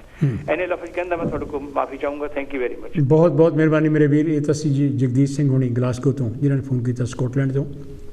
ਤੁਸੀਂ ਵੀ ਆਪਣੇ ਵਿਚਾਰ ਸਾਡੇ ਨਾਲ ਸਾਂਝੇ ਕਰ ਸਕਦੇ ਆ ਕਿਉਂਕਿ ਬਹੁਤ ਸਾਰੀਆਂ ਚੇਂਜਸ ਆ ਰਹੀਆਂ ਹੈਗੀਆਂ। ਬਿਲਕੁਲ ਇਹ ਠੀਕ ਗੱਲ ਆ ਕਿਉਂਕਿ ਇਹ ਇਹੋ ਜਿਹਾ ਸਿਸਟਮ ਬਣਾ ਰਿਹਾ ਹੈ ਤਾਂ ਕਿ ਇੱਕੋ ਹੀ ਬੈਨੀਫਿਟ ਦਿੱਤਾ ਜਾਵੇ ਜਿਹਦੇ ਵਿੱਚ ਕਿ ਬਾਕੀ ਸਾਰੇ ਵੀ ਕਵਰ ਹੋ ਜਾਣ। ਨੰਬਰ ਜਿਹੜਾ ਸਾਡਾ ਉਹ ਸਕਰੀਨ ਦੇ ਥੱਲੇ ਵੀ ਆ ਰਿਹਾ ਹੈਗਾ। ਬਹੁਤ ਸਾਰੇ ਯਾਨੀ ਕਿ ਲੋਕ ਅਜੇ ਵੀ ਜਾਲੀ ਤੌਰ 'ਤੇ ਇੱਥੇ ਆ ਰਹੇ ਹੈਗੇ ਆ। ਵੋਟਾਂ ਦੀਆਂ ਵੋਟਾਂ ਯਾਨੀ ਕਿ ਆ ਰਹੀਆਂ ਹੈਗੀਆਂ। ਹੈਲੋ ਜੀ, ਕੌਣ ਤੇ ਜੀ, ਕਿੱਥੋਂ ਬੋਲ ਰਿਹਾ ਜੀ? ਮੈਂ ਫਕੀਰ ਚੰਦ ਚੌਹਾਨ ਬੋਲਦਾ ਬਰਮਿੰਘਮ ਤੋਂ। ਚੌਹਾਨ ਸਾਹਿਬ ਕੀ ਕਹਿਣਾ ਚਾਹੋਗੇ ਵੈਲਫੇਅਰ ਸਟੇਟ ਬਾਰੇ? ਦੇਖੋ ਆਪ ਜਿਹੜਾ ਅੱਜ ਹੈ ਨਾ UK ਦੇ ਵਿੱਚ ਵੈਲਫੇਅਰ ਸਟੇਟ ਬਾਰੇ ਚਰਚਾ ਕਰ ਰਹੇ ਹੋ ਬਹੁਤ ਮਹੱਤਵਪੂਰਨ ਹੈ। ਹਾਂਜੀ, ਥੈਂਕ ਯੂ। ਪਰ ਇਹਦੇ ਵਿੱਚ ਇਹ ਜਾਣਕਾਰੀ ਜ਼ਰੂਰ ਦੇਣੀ ਚਾਹੀਦੀ ਆ ਵੀ ਜਿਹੜਾ ਇਸ ਮੁਲਕ ਦਾ 200 ਸਾਲ ਦਾ ਇਤਿਹਾਸ ਆ ਕਿਉਂਕਿ ਉਹਦੇ ਵਿੱਚ ਜਿਹੜੀਆਂ ਘਟਨਾਵਾਂ ਵਾਪਰੀਆਂ ਕਿਉਂਕਿ ਪਹਿਲਾਂ ਤਾਂ ਇਹ ਹੈਗੀ ਆ ਵੀ ਇਸ ਮੁਲਕ ਦੇ ਵਿੱਚ ਪਹਿਲਾਂ ਵੋਟਾਂ ਹੀ ਨਹੀਂ ਸੀ ਗਰੀਬ ਲੋਕਾਂ ਦੀਆਂ। ਹਾਂਜੀ ਹਾਂਜੀ ਹਾਂਜੀ। ਔਰਤਾਂ ਦੀਆਂ ਵੋਟਾਂ ਨਹੀਂ ਸੀ। ਬਿਲਕੁਲ ਬਿਲਕੁਲ। ਕਿਉਂਕਿ ਉਹਨਾਂ ਲੋਕਾਂ ਨੂੰ ਦੇਖੋ ਜਿਹੜੇ ਕਿਰਤੀ ਲੋਕ ਸੀ, ਮਜ਼ਦੂਰ ਸੀ, ਜਦ ਉਹਨਾਂ ਦੀ ਵੋਟ ਹੀ ਨਹੀਂ ਤਾਂ ਉਹਨੇ ਆਪਣੀ ਗੱਲ ਕਿੱਦਾਂ ਪਹੁੰਚਾਉਣੀ ਸੀਗਾ। ਈਵਨ ਬੱਚੇ ਵੀ ਚੌਹਾਨ ਸਾਹਿਬ ਇੱਥੇ 16 ਘੰਟੇ ਕੰਮ ਕਰ ਚਿਮਨੀਆਂ ਦੇ ਵਿੱਚ ਉਹਨਾਂ ਨੂੰ ਪਾਉਂਦੇ ਸੀਗੇ। ਦੇਖੋ ਵੀ ਜਿਹੜੀ ਵੋਟ ਪਹਿਲਾਂ ਸੀਗੀਆਂ ਅਮੀਰਾਂ ਦੀਆਂ, ਰਜਵਾੜਿਆਂ ਦੀਆਂ, ਜਿਹੜਾ ਹਾਊਸ ਆਫ ਕਾਮਨਸ ਆ, ਜਦੋਂ ਥੱਲੇ ਦੇ ਕਿਰਤੀ ਵਰਗ ਦੀ ਕੋਈ ਉੱਥੇ ਨੁਮਾਇੰਦਗੀ ਨਹੀਂ ਸੀ ਤਾਂ ਕਿੱਦਾਂ ਹੋਣਾ ਸੀਗਾ। ਉਹ ਫਿਰ ਦੇਖੋ ਵੀ ਉਹ ਫਿਰ ਇੱਥੇ ਜਾਣੀ ਲੋਕਾਂ ਨੇ ਜੱਦੋ ਜਹਿਦ ਕਰਕੇ ਵੋਟਾਂ ਦੇ ਅਧਿਕਾਰ ਦੀ ਵੀ ਮੰਗ ਰੱਖੀ। ਬਿਲਕੁਲ। ਤੇ ਔਰਤਾਂ ਨੇ ਵੀ ਮੰਗ ਰੱਖੀ। ਹਾਂ 28 ਵਿੱਚ ਜਾ ਕੇ ਮਿਲੀ ਇਹਨਾਂ ਨੂੰ। ਹਾਂਜੀ ਹਾਂ, ਪਰ ਉਹ ਇਦਾਂ ਵੀ ਉਹ ਬਹੁਤ ਤਕਰੀਬਨ ਬਹੁਤ ਐਮਲੀਨ ਪੈਂਕਹਰਸ ਦਾ ਬਹੁਤ ਉਹਦੇ ਵਿੱਚ ਸੰਘਰਸ਼ ਹੈ। ਹਾਂ ਫਿਰ ਇਸ ਮੁਲਕ ਦੇ ਵਿੱਚ ਜਿਹੜੀਆਂ ਪਹਿਲਾਂ ਯੂਨੀਅਨ ਨੂੰ ਇਹ ਜਿਹੜੇ EMPLOYERS ਮਾਨਤਾ ਨਹੀਂ ਸੀ ਦਿੰਦੇ, ਪਹਿਲਾਂ ਯੂਨੀਅਨ ਨੂੰ ਮਾਨਤਾ ਮਿਲੀਆਂ। ਪਹਿਲਾਂ ਇੱਥੇ ਟ੍ਰੇਡ ਯੂਨੀਅਨ ਕਾਂਗਰਸ ਜਾਨੀ ਹੋਂਦ ਵਿੱਚ ਆਈ, ਔਰ ਉਹ ਜਿਸ ਵੇਲੇ ਹੋਂਦ ਦੇ ਵਿੱਚ ਆ ਗਈ ਤਾਂ ਫਿਰ ਉਸ ਵੇਲੇ ਦੇਖੋ ਉਸ ਵੇਲੇ ਤੱਕ ਦੋ ਹੀ ਪਾਰਟੀਆਂ ਦਾ ਜਾਨੀ ਰਾਜਨੀਤੀ ਤੇ ਪ੍ਰਭਾਵ ਸੀ, ਕੰਜ਼ਰਵੇਟਿਵ ਤੇ ਲਿਬਰਲ। ਬਿਲਕੁਲ ਉਹਨਾਂ ਦੀਆਂ ਸਰਕਾਰਾਂ ਬਣਦੀਆਂ ਸੀ। ਫਿਰ ਉਹ ਜਿਹੜੀ ਟ੍ਰੇਡ ਯੂਨੀਅਨ ਕਾਂਗਰਸ ਦੇ ਵਿੱਚ ਜਿਹੜੇ ਸੀਗੇ ਬੰਦੇ, ਉਹਨੇ ਕਿਹਾ ਵੀ ਆਪਣੀ ਵੀ ਪਾਰਟੀ ਹੋਣੀ ਚਾਹੀਦੀ ਹੈ। ਤੁਸੀਂ ਦੇਖੋ ਵੀ ਲੋਕਾਂ ਦੀ ਇੱਧਰ ਨੂੰ ਰੁਝਾਨ ਹੀ ਨਹੀਂ ਸੀ, ਪਰ ਉਹ ਨਹੀਂ। ਫਿਰ ਦੇਖੋ ਵੀ ਇੰਡੀਪੈਂਡੈਂਟ ਲੇਬਰ ਪਾਰਟੀ ਇਸ ਮੁਲਕ ਦੇ ਵਿੱਚ 1893 ਚ ਕੀਅਰ ਹਾਰਡਿੰਗ ਨੇ ਬਣਾਈ ਸੀ। ਹੁਣ ਫਿਰ ਇਹਨਾਂ ਲੋਕਾਂ ਨੂੰ ਕਿਹਾ ਵੀ ਦੇਖੋ ਇਹ ਜਿਹੜੇ ਆਪਾਂ ਨੂੰ ਹੋਰ ਅਧਿਕਾਰ ਮਿਲਣੇ ਚਾਹੀਦੇ ਆ। ਉਹਦਾ ਫਿਰ ਨਾਂ 1900 ਦੇ ਵਿੱਚ ਲੇਬਰ ਪਾਰਟੀ ਬਣਿਆ। ਬਿਲਕੁਲ। ਔਰ ਬਾਅਦ ਦੇ ਵਿੱਚ ਫਿਰ ਲਿਬਰਲ ਪਾਰਟੀ ਦੀਆਂ ਸਰਕਾਰਾਂ ਬਣੀਆਂ। ਪਰ ਇੱਧਰ ਨੂੰ ਜਿਹੜੀ ਗੱਲ ਚੱਲਦੀ ਰਹੀ ਵੀ ਜ਼ਰੂਰ ਜਿਹੜੇ ਦਾ ਇੱਥੇ ਦਾ ਕਿਰਤੀ ਵਰਗ ਆ ਵੀ ਉਹਦੀ ਮਤਲਬ ਦੇਖਭਾਲ ਹੋਣੀ ਚਾਹੀਦੀ ਆ। ਜਿਹੜੀ ਵੈਲਫੇਅਰ ਜਿਹੜੀ ਸਟੇਟ ਦੀ ਅੱਜ ਆਪਾਂ ਗੱਲ ਕਰ ਰਹੇ ਆ, ਇਹਦੇ ਲਈ ਪਹਿਲਾਂ ਗਰਾਊਂਡ ਤਿਆਰ ਹੋਈ। ਹਾਂਜੀ। ਫਿਰ ਉਹ ਜਿਹੜੀ ਫਸਟ ਵਰਲਡ ਵਾਰ ਸੀ ਉਦੋਂ ਲੱਗੇ 1914 ਤੋਂ 1918 ਤੱਕ ਰਹੀ। ਪਰ ਜਿਹੜਾ ਆਪਨੇ ਜ਼ਿਕਰ ਕੀਤਾ ਜਿਹੜਾ ਸੋਵੀਅਤ ਰੂਸ ਦੇ ਵਿੱਚ ਇਨਕਲਾਬ ਆਇਆ ਸੀ 1917 ਚ, ਉਹਦੇ ਵਿੱਚ ਜਿਹੜੀ ਇੱਥੇ ਦੀ ਕੈਪੀਟਲਿਜ਼ਮ ਸੀ, ਜਿਹੜੇ ਕੈਪੀਟਲਿਸਟ ਸੀ ਉਹ ਜਾਨੀ ਡਰ ਗਏ ਸੀ। ਬਿਲਕੁਲ। ਕਿਉਂਕਿ ਉਹਨੇ ਕਿਹਾ ਵੀ ਜਿੱਦਾਂ ਰੂਸ ਚ ਹੋਇਆ ਵੀ ਕਿਤੇ ਇੱਥੇ ਨਾ ਹੋਵੇ। ਪਰ ਉਹ ਬਾਅਦ ਦੇ ਵਿੱਚ ਤੁਸੀਂ ਦੇਖ ਲਓ ਵੀ ਬਾਅਦ ਦੇ ਵਿੱਚ ਫਿਰ ਜਿਹੜੀ ਲੇਬਰ ਪਾਰਟੀ ਅੱਗੇ ਆਉਣ ਲੱਗ ਪਈ। ਪਹਿਲੀ ਜਿਹੜੀ ਸਰਕਾਰ ਬਣੀ ਆ 1924 ਚ ਬਣੀ, ਪਰ ਉਹ ਥੋੜੀ ਦੇਰ ਰਹੀ ਸੀ। ਪਰ ਹੁਣ ਜਿੱਦਾਂ ਆਪਨੇ ਦੱਸਿਆ 1928 ਦੇ ਵਿੱਚ ਫਿਰ ਸਾਰਿਆਂ ਨੂੰ ਵੋਟ ਦਾ ਅਧਿਕਾਰ ਮਿਲ ਗਿਆ, ਔਰਤਾਂ ਨੂੰ ਵੀ ਮਿਲ ਗਿਆ। ਔਰ ਬਾਅਦ ਦੇ ਵਿੱਚ ਜਿਹੜੀ ਮਤਲਬ ਜ਼ਿਆਦਾ ਮਤਲਬ ਲੋਕਾਂ ਦੀ ਸੋਚ ਵੀ ਅੱਗੇ ਵਧਣ ਲੱਗ ਪਈ। ਪਰ ਵੱਡਾ ਪਰਿਵਰਤਨ ਉਦੋਂ ਆਇਆ ਜਦ 1945 ਦੇ ਵਿੱਚ ਲੇਬਰ ਪਾਰਟੀ ਨੂੰ ਬਹੁਮਤ ਮਿਲ ਗਿਆ, ਜਿਹੜਾ ਕਲੈਮੈਂਟ ਐਟਲੀ ਸੀ। ਕਿਉਂਕਿ ਇਹ ਕੰਮ ਕਰਨ ਲਈ ਤੇ ਤੁਹਾਡੇ ਕੋਲ ਪੋਲੀਟੀਕਲ ਪਾਵਰ ਚਾਹੀਦੀ ਹੈ। ਬਿਲਕੁਲ ਜੀ, ਬਿਲਕੁਲ। ਪੋਲੀਟੀਕਲ ਪਾਵਰ ਤੋਂ ਬਿਨਾਂ ਨਹੀਂ, ਜਿੱਦਾਂ ਜੇ ਤੁਸੀਂ ਉਦਾਂ ਹੀ ਮੁਜ਼ਾਹਰੇ ਕਰੀ ਜਾਂਦੇ ਆ ਔਰ ਕਰਦੇ ਆ ਤਾਂ ਸੱਤਾ ਦੂਸਰੇ ਪਾਸੇ ਲੋਕਾਂ ਕੋਲ ਆ, ਉਹਨਾਂ ਕੋਲ ਤਾਂ ਸਭ ਕੁਝ ਹੈ। ਪਰ ਉਹ ਕਲੈਮੈਂਟ ਐਟਲੀ ਜਿਹੜਾ ਉਹ ਮਤਲਬ ਬਹੁਤ ਇਮਾਨਦਾਰ ਪਰਸਨ ਸੀ। ਕਿਉਂਕਿ ਉਹਨੇ ਫਿਰ ਜਿਹੜਾ ਇਹ ਵੈਲਫੇਅਰ ਸਿਸਟਮ ਇਹਨੂੰ ਜਾਣੀ ਲਾਗੂ ਕਰਨ ਲਈ ਉਹਨੇ ਕੇ ਸਾਰੇ ਕਾਨੂੰਨ ਬਣਾਏ ਆ। ਫਿਰ ਨੈਸ਼ਨਲ ਹੈਲਥ ਸਰਵਿਸ ਵੀ ਜਾਣੀ 5 ਜੁਲਾਈ 1948 ਨੂੰ ਉਹਨੇ ਕਾਨੂੰਨ ਬਣਾਇਆ। ਔਰ ਜਿੰਨੇ ਵੀ ਬੈਨੀਫਿਟ ਹੋਰ ਸਾਰੇ ਤੁਸੀਂ ਦੇਖੋ ਵੀ ਪਹਿਲਾਂ ਤਾਂ ਇੱਥੇ ਇਲਾਜ ਹੀ ਨਹੀਂ ਸੀ ਕਰਾ ਸਕਦੇ। ਹੁਣ ਉਹ ਦੇਖੋ ਵੀ ਜਿਹੜੀ ਅੱਜ ਉਹ ਵੈਲਫੇਅਰ ਸਿਸਟਮ ਚੱਲ ਰਿਹਾ, ਦੇਖੋ ਅਨਪਲੋਇਮੈਂਟ ਬੈਨੀਫਿਟ ਮਿਲਦੇ ਆ, ਹੋਰ ਬੈਨੀਫਿਟ ਮਿਲਦੇ ਆ, ਕਿਉਂਕਿ ਇਹ ਇੱਕ ਬਹੁਤ ਵੱਡੇ ਸੰਘਰਸ਼ ਨਾਲ ਹੋਇਆ। ਔਰ ਹੁਣ ਇਹ ਦੇਖਣਾ ਬਣਦਾ ਵੀ ਕੋਈ ਵੀ ਅਧਿਕਾਰ ਹੁੰਦੇ ਆ ਜਿਹੜੇ ਜੇ ਤੁਸੀਂ ਉਹਨਾਂ ਦੇ ਬਾਰੇ ਅਵੇਸਲੇ ਹੁੰਦੇ ਆ ਤਾਂ ਇਹ ਖੋਏ ਵੀ ਜਾ ਸਕਦੇ ਆ। ਕਿਉਂਕਿ ਜਿਹੜੇ ਕੈਪੀਟਲਿਸਟ ਲੋਕ ਆ ਉਹਨਾਂ ਕੋਲ ਤਾਂ ਬਹੁਤ ਨੀਤੀਆਂ ਆ। ਹੁਣ ਤੁਸੀਂ ਦੇਖੋ ਜਿਹੜੀਆਂ ਵੇਜਸ ਬਾਰੇ ਹੋਰ ਬਾਰੇ, ਪਰ ਉਹ ਜਿਹੜਾ ਮਜ਼ਦੂਰ ਵਰਗ ਆ ਜਿਹੜਾ ਇਹਦੇ ਵਿੱਚ ਅਵੇਕਨਿੰਗ ਨਾਲ ਦੀ ਨਾਲ ਕਾਇਮ ਰਹਿਣੀ ਚਾਹੀਦੀ ਹੈ। ਬਿਲਕੁਲ ਜੀ, ਬਿਲਕੁਲ। ਫਿਰ ਦੂਸਰੀ ਤੁਸੀਂ ਦੇਖੋ ਵੀ ਜਿਹੜਾ ਹੁਣ ਮਤਲਬ ਇਹ ਕੈਪੀਟਲਿਸਟ ਜਿਹੜੇ ਆ ਉਹਨਾਂ ਦੇ ਜਿਹੜੇ ਬੰਦੇ ਬੈਠੇ ਆ, ਜਿਹੜੇ ਥਿੰਕ ਟੈਂਕ ਆ, ਉਹ ਤਾਂ ਬਹੁਤ ਸਿਆਣੇ ਆ, ਉਹ ਸਾਰਾ ਦਿਨ ਇਹ ਕੰਮ ਕਰਦੇ ਆ। ਦੂਸਰੇ ਪਾਸੇ ਦੇ ਵਰਕਿੰਗ ਕਲਾਸ ਫੁੱਟ ਕਿੰਨੀ ਹੈ, ਏਦਾਂ ਹੈ। ਉਹ ਲੋਕ ਗੁੰਮਰਾਹ ਕਿੰਨੇ ਹੁੰਦੇ ਆ। ਉਹ ਗੁੰਮਰਾਹ ਹੋਣ ਦੇ ਨਾਲ ਉਹ ਫਿਰ ਫਾਇਦਾ ਤਾਂ ਉਹਨਾਂ ਨੂੰ ਹੀ ਹੁੰਦਾ। ਪਰ ਜਿਹੜੀ ਹੁਣ ਦੇਖੋ ਵੈਲਫੇਅਰ ਸਟੇਟ ਜਿਹੜੀ ਸਿਸਟਮ ਆ, ਇਹਨੂੰ ਜਾਣੀ ਲਗਾਤਾਰ ਰਹਿਣ ਲਈ ਲੋਕਾਂ ਦੇ ਵਿੱਚ ਅਵੇਕਨਿੰਗ ਬਹੁਤ ਜ਼ਰੂਰੀ ਹੈ। ਐਬਸੋਲੂਟਲੀ। ਔਰ ਜੇ ਅਵੇਕਨਿੰਗ ਰਹੀ ਤਾਂ ਫਿਰ ਇਹ ਰਹਿ ਸਕਦਾ। ਇੰਨਾ ਹੀ ਕਹਿੰਦਾ ਹੋਇਆ। ਜੈ ਭੀਮ ਜੈ ਭਾਰਤ। ਜੈ ਭੀਮ ਜੈ ਭਾਰਤ। ਤਾਂ ਅਸੀਂ ਜੀ ਮੇਰੇ ਵੀਰ ਫਕੀਰ ਚੰਦ ਚੌਹਾਨ ਹੋਣੀ ਬਰਮਿੰਗਮ ਤੋਂ ਜਿਨ੍ਹਾਂ ਨੇ ਫੋਨ ਕੀਤਾ। ਤੁਸੀਂ ਵੀ ਟੈਲੀਫੋਨ ਕਾਲ ਕਰ ਸਕਦੇ ਹੈਗੇ ਆ 0300 770 2246, ਕਿਉਂਕਿ ਬਿਲਕੁਲ ਗੱਲ ਠੀਕ ਹੈ। ਵੈਲਫੇਅਰ ਸਟੇਟ ਤਾਂ ਹੀ ਕਾਇਮ ਰਹਿ ਸਕਦੀ ਹੈ ਯਾਨੀ ਕਿ ਜੇ ਅਸੀਂ ਇਹਦੇ ਬਾਰੇ ਚੇਤਨ ਹੋਈਏ ਵੀ ਕੀ ਕੁਛ ਹੋ ਰਿਹਾ ਹੈਗਾ। ਬੜੀ ਸਟਰਗਲ ਦੇ ਨਾਲ ਇਹ ਹੋਂਦ ਵਿੱਚ ਆਈ ਹੈ। ਬਹੁਤ ਸਾਰੇ ਲੋਕਾਂ ਨੇ ਇਹਦੇ ਵਿੱਚ ਸਟਰਗਲ ਕੀਤੀ ਹੈ ਅਤੇ ਇਹ ਉਸ ਸਟਰਗਲ ਨੂੰ ਜਿਹੜਾ ਹੈਗਾ ਆਪਾਂ ਅੰਜਾਈ ਨਹੀਂ ਸਾਨੂੰ ਗੁਣਾ ਚਾਹੀਦਾ, ਉਹ ਰੈਕਗਨੀਸ਼ਨ ਕਰਨੀ ਚਾਹੀਦੀ ਆ। ਹੈਲੋ ਜੀ, ਕੌਣ ਤੇ ਜੀ, ਕਿੱਥੋਂ ਬੋਲ ਰਿਹਾ ਜੀ? ਹੈਲੋ। ਹਾਂ, ਜਗਦੇਵ ਜੀ, ਡਾਕਟਰ ਸਾਹਿਬ मिडार साहब हाँ जी, हाँ जी, हाँ जी, वेलकम जी, की कहना चाहोगे? बात वैसे कहਣ ਤਾਂ ਤੁਸੀਂ ਛੱਡਿਆ ਨਹੀਂ, ਤੁਹਾਡੇ ਲੇਖ ਦੀ ਤੁਸੀਂ ਬਹੁਤ ਕੁਝ ਕਹਿਤਾ ਸੀ। हाँ जी, ਬਾਕੀ ਹਰਭਜਨ ਸਿੰਘ ਸੁਮਨ ਨੇ ਵਿਸਤਾਰ ਚ ਕਹਿ ਦਿੱਤਾ। हाँ हाँ ਪਰ ਮੈਂ ਇੱਕ ਚੀਜ਼ ਕਹਿਣੀ ਚਾਹੁੰਦਾ ਕਿ ਦੇਖੋ, ਤੁਸੀਂ ਦੇਖਿਆ ਹੋਊਗਾ ਕਿ ਮਿਸਿਸ ਥੈਚਰ ਦੇ ਜ਼ਮਾਨੇ 'ਚ ਮੋਨਿਟਰੀ ਪਾਲਿਸੀ ਆਈ, बिल्कुल बिल्कुल, ਔਰ ਉਹਦੇ ਵਿੱਚ ਬਹੁਤ ਸਾਰੇ ਲੋਕਾਂ ਨੂੰ ਘਰ ਬਹਿ ਕੇ ਪੱਤੇ ਦਿੱਤੇ ਔਰ ਆਲਸੀ ਬਣਾ ਦਿੱਤਾ। ਕਈ ਲੋਕ ਬਿਮਾਰ ਹੋ ਗਏ। ਇਹ ਇੱਕ ਸਿਸਟਮ ਐਸਾ ਸ਼ੁਰੂ ਹੋਇਆ ਜਿਹਦੇ ਬਾਰੇ 'ਚ ਆਮ ਲੋਕਾਂ ਨੂੰ ਪਤਾ ਨਹੀਂ ਹੈ ਕਿ ਉਹਦਾ ਅਸਰ ਕੀ ਪਊਗਾ, ਕਿਉਂਕਿ ਜੋ ਅਮਰੀਕਾ 'ਚ ਹੁੰਦਾ ਉਹ ਇੱਥੇ ਹੁੰਦਾ, ਔਰ ਜੋ ਤਬਦੀਲੀਆਂ ਅਮਰੀਕਾ 'ਚ ਆਉਣਗੀਆਂ ਉਹ ਇੱਥੇ ਵੀ ਆਉਣਗੀਆਂ। ਐਬਸੋਲੂਟਲੀ, ਬਿਲਕੁਲ। ਸੋ ਤੁਸੀਂ ਦੇਖਿਆ ਹੋਊਗਾ ਕਿ ਜਿੱਦਾਂ ਇਹਨਾਂ ਦਾ ਵੈਲਫੇਅਰ ਸਿਸਟਮ ਇਹਨਾਂ 'ਚ ਕਿੱਦਾਂ ਲੁੱਟਿਆ ਲੋਕਾਂ ਨੇ ਬਾਹਰੋਂ ਆ ਕੇ, ਇਦਾਂ ਹੀ ਇਲਾਜ ਕਰਵਾਏ ਤੇ ਨੱਠ ਗਏ। ਕੁਝ ਲੋਕਾਂ ਨੇ ਤੇ ਆਪਣੀਆਂ ਕੋਠੀਆਂ ਵੀ ਬਣਾਈਆਂ ਉੱਥੇ ਵੈਲਫੇਅਰ ਸਟੇਟ। ਪੋਸੀਬਲ ਹੈ, ਹੋ ਸਕਦਾ। ਕਹਿੰਦਾ ਮਤਲਬ ਜਿਹੜੇ ਲੋਕਾਂ ਨੇ ਇੱਥੇ ਦੇ ਲੋਕਾਂ ਨੇ ਪੈਸੇ ਦਿੱਤੇ, ਹਾਂਜੀ ਹਾਂਜੀ ਹਾਂਜੀ, ਬਿਲਕੁਲ ਬਿਲਕੁਲ, ਔਰ ਬਾਹਰਲੇ ਬੰਦਿਆਂ ਨੇ ਆ ਕੇ ਉਹਨੂੰ ਲੁੱਟਿਆ। ਇਦਾਂ ਹੀ ਉਹਦਾ ਅਸਰ ਇਹ ਪਿਆ ਕਿ ਤੁਸੀਂ ਦੇਖਿਆ ਹੋਗਾ ਜਰਮੀ ਹੰਟਰ ਨੇ ਕਈ ਹਸਪੀਟਲ ਬੰਦ ਕਰ ਦਿੱਤੇ। ਹਾਂਜੀ, ਕਰਤੇ ਜੀ। ਔਰ ਉਹਦੇ ਵਿੱਚ ਕਈ ਲੋਕਾਂ ਦੀਆਂ ਨੌਕਰੀਆਂ ਵੀ ਗਈਆਂ। ਹੁਣ ਇੱਕ ਸਿਸਟਮ ਪੈਨਸ਼ਨ ਦਾ ਹੈ, ਜਿਹੜਾ ਪੈਨਸ਼ਨ ਦਾ ਸਿਸਟਮ ਪਹਿਲਾਂ ਡਾਕਟਰ ਸਾਹਿਬ ਜੋ ਤੁਸੀਂ ਸੀ ਜਾਂ ਮੈਂ ਸੀਗੇ ਤਾਂ ਸਾਨੂੰ ਚਾਹੇ ਫਰਮ ਸੀ ਚਾਹੇ ਗਵਰਨਮੈਂਟ ਸੀ ਉਹ ਡੈਫੀਨਿਟ ਪੈਨਸ਼ਨ ਦਿੰਦੀ ਸੀ ਵੀ ਤੁਹਾਡੀ ਇਹਦਾ ਬਰਕਰਾਰ ਰਹੂਗੀ ਜਿੰਨੇ ਚਿਰ ਤੁਸੀਂ ਮਰ ਨਹੀਂ ਜਾਂਦੇ। ਲੇਕਿਨ ਹੁਣ ਉਹ ਹੈ ਨਹੀਂਗਾ। ਹੁਣ ਤੁਹਾਡਾ ਸਿਸਟਮ ਪੈਨਸ਼ਨ ਦਾ ਕੰਟਰੀਬਿਊਸ਼ਨ ਤੇ ਹੈ। ਹਾਂ, ਔਰ ਉਹਦੇ ਵਿੱਚ ਵੀ ਇੱਕ ਫਲੋ ਹੈਗਾ ਕਿ ਉਹ 'ਚ ਇਹ ਦੱਸਿਆ ਕਿ ਦੇਖੋ ਭਾਵੇਂ ਉਹ ਲੋਕਾਂ ਦੇ ਵੈਲਫੇਅਰ ਵਾਸਤੇ ਅਮਰੀਕਾ 'ਚ ਸ਼ੁਰੂ ਹੋਇਆ ਔਰ ਉਹਦਾ ਇੱਥੇ ਉਹਨਾਂ ਨੇ ਇੰਟਰੋਡਿਊਸ ਕੀਤਾ। ਉਹਦੇ 'ਚ ਕੀ ਹੋਇਆ ਕਿ ਜਿਹੜੇ ਛੋੜ ਦਿੱਤੀ ਕਿ ਜਿਹੜੇ ਬੰਦੇ ਪੈਸੇ ਪਾਉਣਗੇ, ਜਿਹੜੀ ਫਰਮ ਆ ਉਹ ਵੀ ਉਹਦੇ ਹਿਸਾਬ ਨਾਲ ਪੈਸੇ ਪਾਓਗੇ।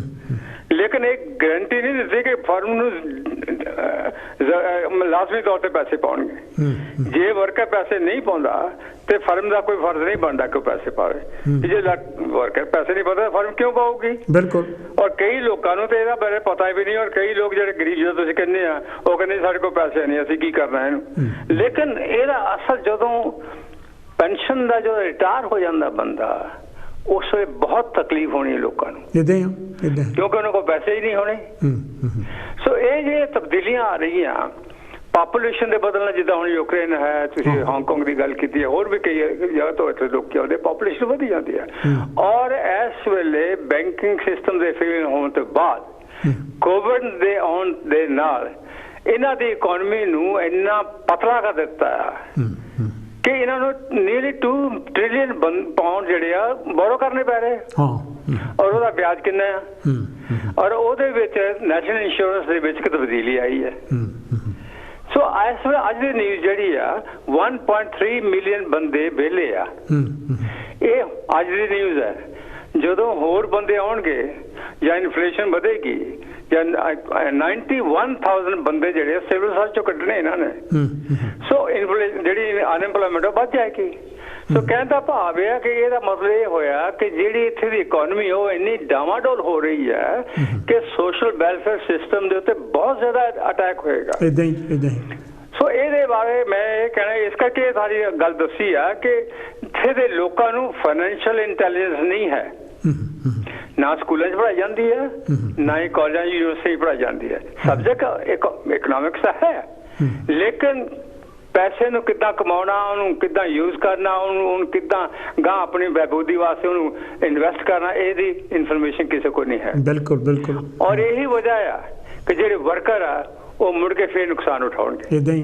ਧੰਨਵਾਦ, ਬਹੁਤ ਬਹੁਤ ਮਿਹਰਬਾਨੀ ਜੀ। ਇਹ ਬਿਲਕੁਲ ਗੱਲ ਠੀਕ ਹੈਗੀ ਹੈ। ਇਹ ਬਜਟਿੰਗ ਬਾਰੇ ਸਾਨੂੰ ਕਦੀ ਨਹੀਂ ਦੱਸਦੇ ਹੈਗੇ ਲੈ ਵੀ ਕਿੱਦਾਂ ਬਜਟਿੰਗ ਕਰਨੀ ਚਾਹੀਦੀ ਹੈ, ਕਿੱਦਾਂ ਇਹਦੀ ਕਿਰਸ ਕਰਨੀ ਚਾਹੀਦੀ ਹੈ, ਕਿੱਦਾਂ ਤੁਸੀਂ ਆਪਣਾ ਮੇਨਟੇਨ ਕਰ ਸਕਦੇ। ਪਰ ਇਹ ਜਿਹੜੀ ਪੈਨਸ਼ਨ ਵਾਲੀ ਗੱਲ ਹੈ, ਕੁਛ ਲੋਕਾਂ ਨੇ ਇੱਥੇ ਕੋਈ ਕੰਟਰੀਬਿਊਸ਼ਨ ਨਹੀਂ ਕੀਤੀ, ਉਹ ਵੀ ਪੈਨਸ਼ਨ ਜਾਣ ਕੇ ਲੈ ਰਿਹਾ ਹੈ। ਮੈਂ ਉਹਨਾਂ ਲੋਕਾਂ ਨੂੰ ਜਾਣਦਾ ਹੈਗਾ, ਉਹ ਬਾਹਰਲੇ ਮੁਲਕਾਂ ਤੋਂ ਆਏ ਹੈਗੇ ਅਤੇ ਇੱਥੇ ਕਿਉਂਕਿ ਉਹਨਾਂ ਦੀ ਉਮਰ ਹੈਗੀ ਆ 60+ ਯਾਨੀ ਕਿ ਜਾਂ 65+ ਹੈਗੇ ਆ ਅਤੇ ਉਹ ਪੈਨਸ਼ਨ ਜਾਣ ਕੇ ਲੈ ਰਿਹਾ ਹੈ। ਹੈਲੋ ਜੀ, ਕੌਣ ਤੇ ਜੀ, ਕਿੱਥੋਂ ਬੋਲ ਰਿਹਾ ਜੀ? हाँ जी डॉक्टर साहब, मैं पहला बंगर बोल रहा जी। जय गुरुदेव, नमस्कार जी। हाँ जी, जय गुरुदेव जी। बंगर साहब की कहना चाहोगे? हाँ जी, अज जिहड़ा तुसीं NHS की गल कर रहे हैं, हाँ, मैं कहना कि इस मुल्क का सब तो वधिया एक आईकॉन है। ये जिहड़ी लोगों की मुफ्त ਫਰਮ ਕ੍ਰੇਡਲ ਟੂ ਡੈਥ ਜਿਹੜੀ ਸੇਵਾ ਹੋ ਰਹੀ ਆ, ਇਹਦੀ ਜਿਹੜੀ ਮਿਸਾਲ ਆ ਕਿਤੇ ਹੋਰ ਨਹੀਂ ਮਿਲਦੀ। ਇਹ ਬਹੁਤ ਅੱਛੀ ਬਾਤ ਹੈ। ਔਰ ਜਿਸ ਤਰ੍ਹਾਂ ਤੁਸੀਂ ਕਹਿ ਰਹੇ ਆ ਕਿ ਇਹ ਦੇਸ਼ ਜਿਹੜਾ ਆ ਸਾਰੀਆਂ ਪ੍ਰੋਬਲਮਸ ਹੋਣ ਦੇ ਬਾਵਜੂਦ ਵੀ ਕਿਉਂ ਇੰਨਾ ਅਟਰੈਕਟਿਵ ਆ, ਕਿਉਂਕਿ ਕਾਰਨ ਇਹਦਾ ਇਹੀ ਆ ਕਿ ਲੋਕਾਂ ਨੂੰ ਲੱਗਦਾ ਆ ਕਿ ਇੱਥੇ ਆ ਕੇ ਸਾਨੂੰ ਜਿਹੜੀ ਜ਼ਿੰਦਗੀ ਆ ਉਹ ਸੌਖਿਆਂ ਹੋ ਜਾਊਗੀ। ਔਰ ਹੋ ਸਕਦਾ ਆ ਕਿ ਜਿੱਥੋਂ ਵੀ ਅਸੀਂ ਆਉਂਦੇ ਆ ਉੱਥੋਂ ਦੇ ਹਾਲਾਤ ਜਿਹੜੇ ਆ ਬਹੁਤ ਹੀ ਭੈੜੇ ਹੋਣ। ਤਾਂ ਤੁਹਾਨੂੰ ਪਤਾ ਵੀ ਕਿੰਨੇ ਹਜ਼ਾਰ ਲੋਕ ਤਾਂ ਬੋਟਸ ਰਾਹੀਂ ਆਏ ਆ, ਉਹਨਾਂ ਨੇ ਹੁਣ ਇਹਨਾਂ ਨੂੰ ਕੀ ਕਰਨਾ ਪੈ ਰਿਹਾ ਕਿ ਇਹਨਾਂ ਨੂੰ ਅਸੀਂ ਰਵਾਂਡਾ ਨੂੰ ਭੇਜ ਦੇਵਾਂ। ਅੱਜ ਜਾਣਾ ਜਹਾਜ਼ ਮੁਸ਼ਕਿਲ ਹੋਣੀ ਆ ਇਹਦੇ ਵਿੱਚ ਵੀ। ਮੈਂ 2 ਲਾਈਨਾਂ ਪਹਿਲਾਂ NHS ਦੇ ਬਾਰੇ ਲਿਖੀਆਂ ਆ, ਮੈਂ ਸਾਂਝੀਆਂ ਕਰੂੰਗਾ ਔਰ ਨਾਲ ਹੀ ਨਾਲ ਫਿਰ ਗੱਲ ਸਾਰੀ ਜਿਹੜੀ ਆ ਆਪਣੇ ਦਿਲ ਦੀ ਤੁਹਾਡੇ ਨਾਲ ਸਾਂਝੀ ਕਰੂੰਗਾ ਕਿ ਫੁੱਲਾਂ ਦੀ ਖੁਸ਼ਬੂ ਜਿਹਾ ਚਮਨ ਹੈ NHS ਬਲਾਇਤ ਦਾ। ਫੁੱਲਾਂ ਦੀ ਖੁਸ਼ਬੂ ਜਿਹਾ ਚਮਨ ਹੈ NHS ਬਲਾਇਤ ਦਾ, ਸਿਹਤ ਦੀ ਸੁਰੱਖਿਆ ਦਾ ਮੁਫਤ ਤੋਹਫਾ ਇਹ ਹੈ ਕਵਾਇਦ ਬਲਾਇਤ ਦਾ। ਸ਼ਾਲਾ ਇਹ ਜੀਵਨ ਚਿਰਾਗ ਹਮੇਸ਼ਾ ਹੀ ਜਗਦਾ ਰਹੇ ਪਿਆਰੇ, ਵਫਾ ਦੀ ਫੁਲਵਾਰੀ ਸੰਗ ਹੋਏ ਨਾ ਦਗਾ ਕਿਤਰੇ ਅਨਾਇਤ ਦਾ। ਜਿਹੜੇ ਕਰ ਹਨਾ ਆਪਾਂ ਇਹਦੇ ਨਾਲ ਧੋਖਾ ਕਰਕੇ ਇਹਨੂੰ ਜਾਨੀ ਯੂਜ਼ ਕਰਨ ਦੀ ਕੋਸ਼ਿਸ਼ ਕੀਤੀ ਜਾਂ ਅਬਿਊਜ਼ ਕਰਨ ਦੀ ਕੋਸ਼ਿਸ਼ ਕੀਤੀ ਤਾਂ ਫਿਰ ਖਤਰਾ ਹੋਏਗਾ। ਨਹੀਂ ਤਾਂ ਜੋ ਇਹ ਸਿਸਟਮ ਹੈ ਇਹ ਬਹੁਤ ਅੱਛਾ ਹੈਗਾ ਆ। ਔਰ ਜਿਸ ਤਰ੍ਹਾਂ ਕਿ ਆਪਣੇ ਪਹਿਲਾਂ ਬੁਲਾਰੇ ਸਭ ਬੋਲ ਗਏ ਆ ਕਿ ਇੱਥੇ ਦੇ ਜਾਨੀ ਲੋਕ ਜਿਹੜੇ ਹੈ ਤਾਂ ਕੈਪੀਟਲਿਸਟ ਦੇਸ਼, ਪਰ ਇਹ ਕੰਮ ਇਸ ਤਰ੍ਹਾਂ ਕਰ ਰਿਹਾ ਜਿਸ ਤਰ੍ਹਾਂ ਕਿ ਬੇਗਮਪੁਰਾ ਹੋਵੇ ਕਿ ਭਾਵ ਕਿ ਹਰ ਇੱਕ ਨੂੰ ਇਹ ਕੋਸ਼ਿਸ਼ ਕਰ ਰਿਹਾ ਕੁੱਲੀ ਗੁੱਲੀ ਔਰ ਜੁਲੀ ਦੇਣ ਦੀ। ਜਿੱਥੇ ਇਹ ਸੋਚ ਕਾਇਮ ਆ, ਜਿਸ ਤਰ੍ਹਾਂ ਤੁਹਾਡੀ ਸੋਚ ਹੈ ਕਿ ਜਿਹੜਾ ਇਨਸਾਨ ਆ ਉਹਦੇ ਨਾਲ ਬੇਇਨਸਾਫੀ ਕਿਉਂ ਹੋਵੇ। ਬਿਲਕੁਲ ਬਿਲਕੁਲ। ਜਿੱਥੇ ਇਨਸਾਫ ਮਿਲਦਾ ਮੇਰੇ ਦੋਸਤ ਆਪਾਂ ਉਹਨੂੰ ਕਵਾਂਗੇ ਅੱਛਾ ਦੇਸ਼ ਹੈ। ਹਾਂਜੀ। ਸੋ ਇਸ ਕਰਕੇ ਆਪਾਂ ਅੱਛੇ ਦੇਸ਼ ਦੇ ਵਿੱਚ ਇਹਦੇ ਨਾਲ ਦਗਾ ਨਹੀਂ ਕਰਨਾ, ਭਾਵ ਕੇ ਧੋਖਾ ਨਹੀਂ ਕਰਨਾ। ਜੇ ਬਹੁਤੇ ਲੋਕ ਧੋਖਾ ਨਹੀਂ ਕਰਨਗੇ ਤੇ ਹਰ ਗੱਲ ਸਹੀ ਚੱਲਦੀ ਰਹੂਗੀ।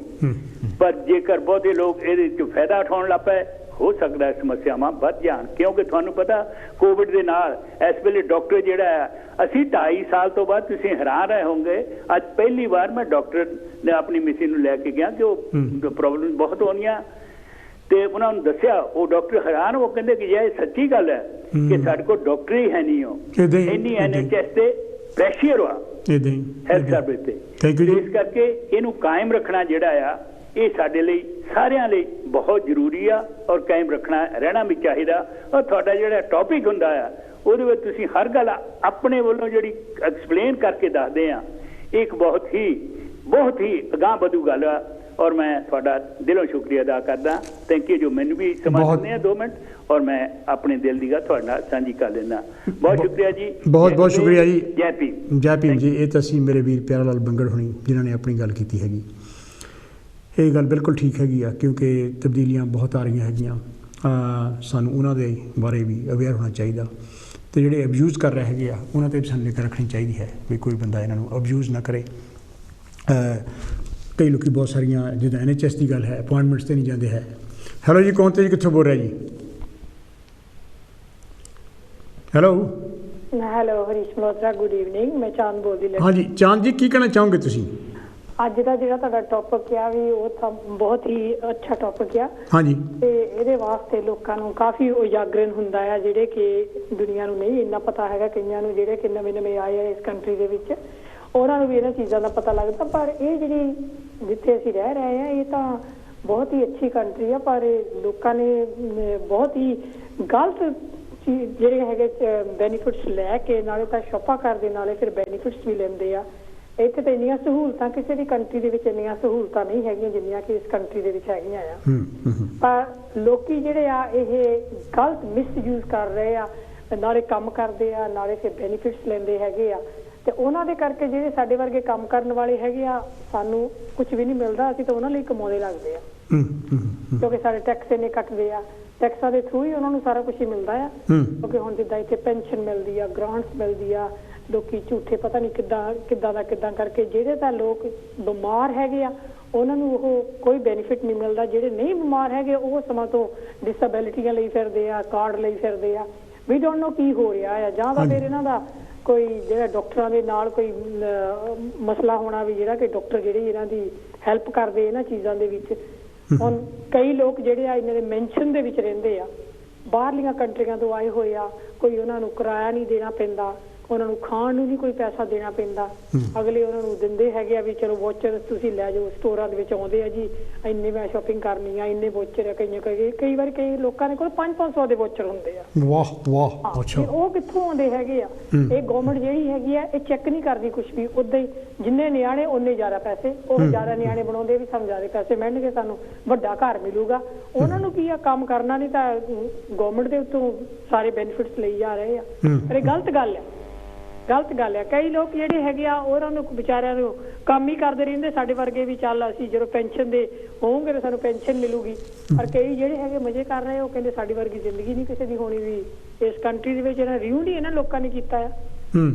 ਹਾਂ, ਪਰ ਇਹ ਜੋ ਵੀ ਹੋ ਰਿਹਾ ਹੈ ਗਲਤ ਹੋ ਰਿਹਾ ਹੈ। ਪਰ anyway, have A Lovely evening. ਤੁਹਾਡਾ ਟੌਪਿਕ ਬਹੁਤ ਨਾਈਸ ਹੈ, ਕੀਪ ਇਟ ਅਪ।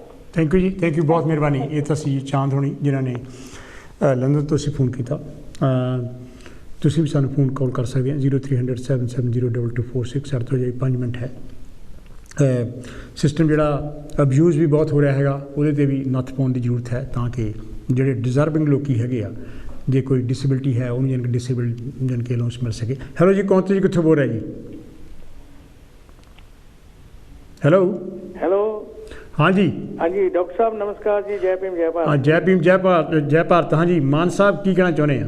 ਹਾਂਜੀ, ਮੈਂ ਜਿਹੜਾ ਜੀ ਤੁਸੀਂ ਮੁੱਦਾ ਲੈ ਕੇ ਆਏ ਆ ਨਾ, ਹਾਂਜੀ, ਇਹ ਬਹੁਤ ਹੀ ਅਹਿਮ ਮੁੱਦਾ ਹੈਗਾ ਆ। ਹਾਂ ਹਾਂ, ਜਿਹੜੇ ਅਸੀਂ ਲੋਕ ਆਏ ਆ, ਮੈਂ ਤੁਹਾਨੂੰ ਆਪਣੀ ਗੱਲ ਦੱਸਦਾ। ਹਾਂ, ਇੱਥੇ ਆ ਕੇ ਨਾਨ ਸਟਾਪ 43 ਈਅਰ ਕੰਮ ਕੀਤਾ। ਵਾਹ ਵਾਹ, ਅੱਛਾ।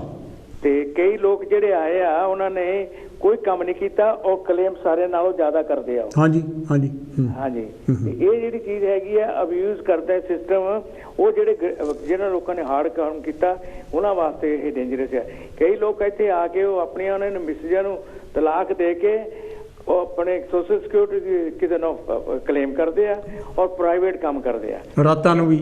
ਹਾਂਜੀ, ਕਿੰਨਾ ਇਹ ਅਬਿਊਜ਼ ਕਰਦੇ ਆ। ਔਰ ਫਿਰ ਕਈ ਉਹਨਾਂ ਨੇ ਜਾ ਕੇ ਅਗਰ ਡਾਕਟਰਾਂ ਦੇ ਜੇ ਉਹਨਾਂ ਨੂੰ ਕੋਈ ਜਗ੍ਹਾ ਨਾ ਮਿਲੇ ਜਾਂ ਉਹਨਾਂ ਦਾ ਇਲਾਜ, ਉੱਥੇ ਜਾ ਕੇ ਡਾਕਟਰਾਂ ਤੇ ਨਰਸਾਂ ਦੇ ਨਾਲ ਲੜਾਈ ਵੀ ਕਰਦੇ ਆ। ਹਾਂਜੀ, ਇੰਨਾ ਅਬਿਊਜ਼ ਕਰਦੇ ਆ ਸਿਸਟਮ ਨੂੰ, ਕਿਉਂਕਿ ਸਭ ਤੋਂ ਦੁਨੀਆ 'ਚ ਸਭ ਤੋਂ ਵੱਡਾ ਜਿਹੜਾ ਇਹ ਸਿਸਟਮ ਹੈ ਸੋਸ਼ਲ ਸਿਕਿਉਰਿਟੀ ਬੈਨੀਫਿਟ ਦਾ ਔਰ NHS ਦਾ, ਇਸੇ ਕੰਟਰੀ ਵਿੱਚ ਜਾਂ ਹੋਰ ਕਿਸੇ ਕੰਟਰੀ ਦੇ ਵਿੱਚ ਨਹੀਂ ਹੈ।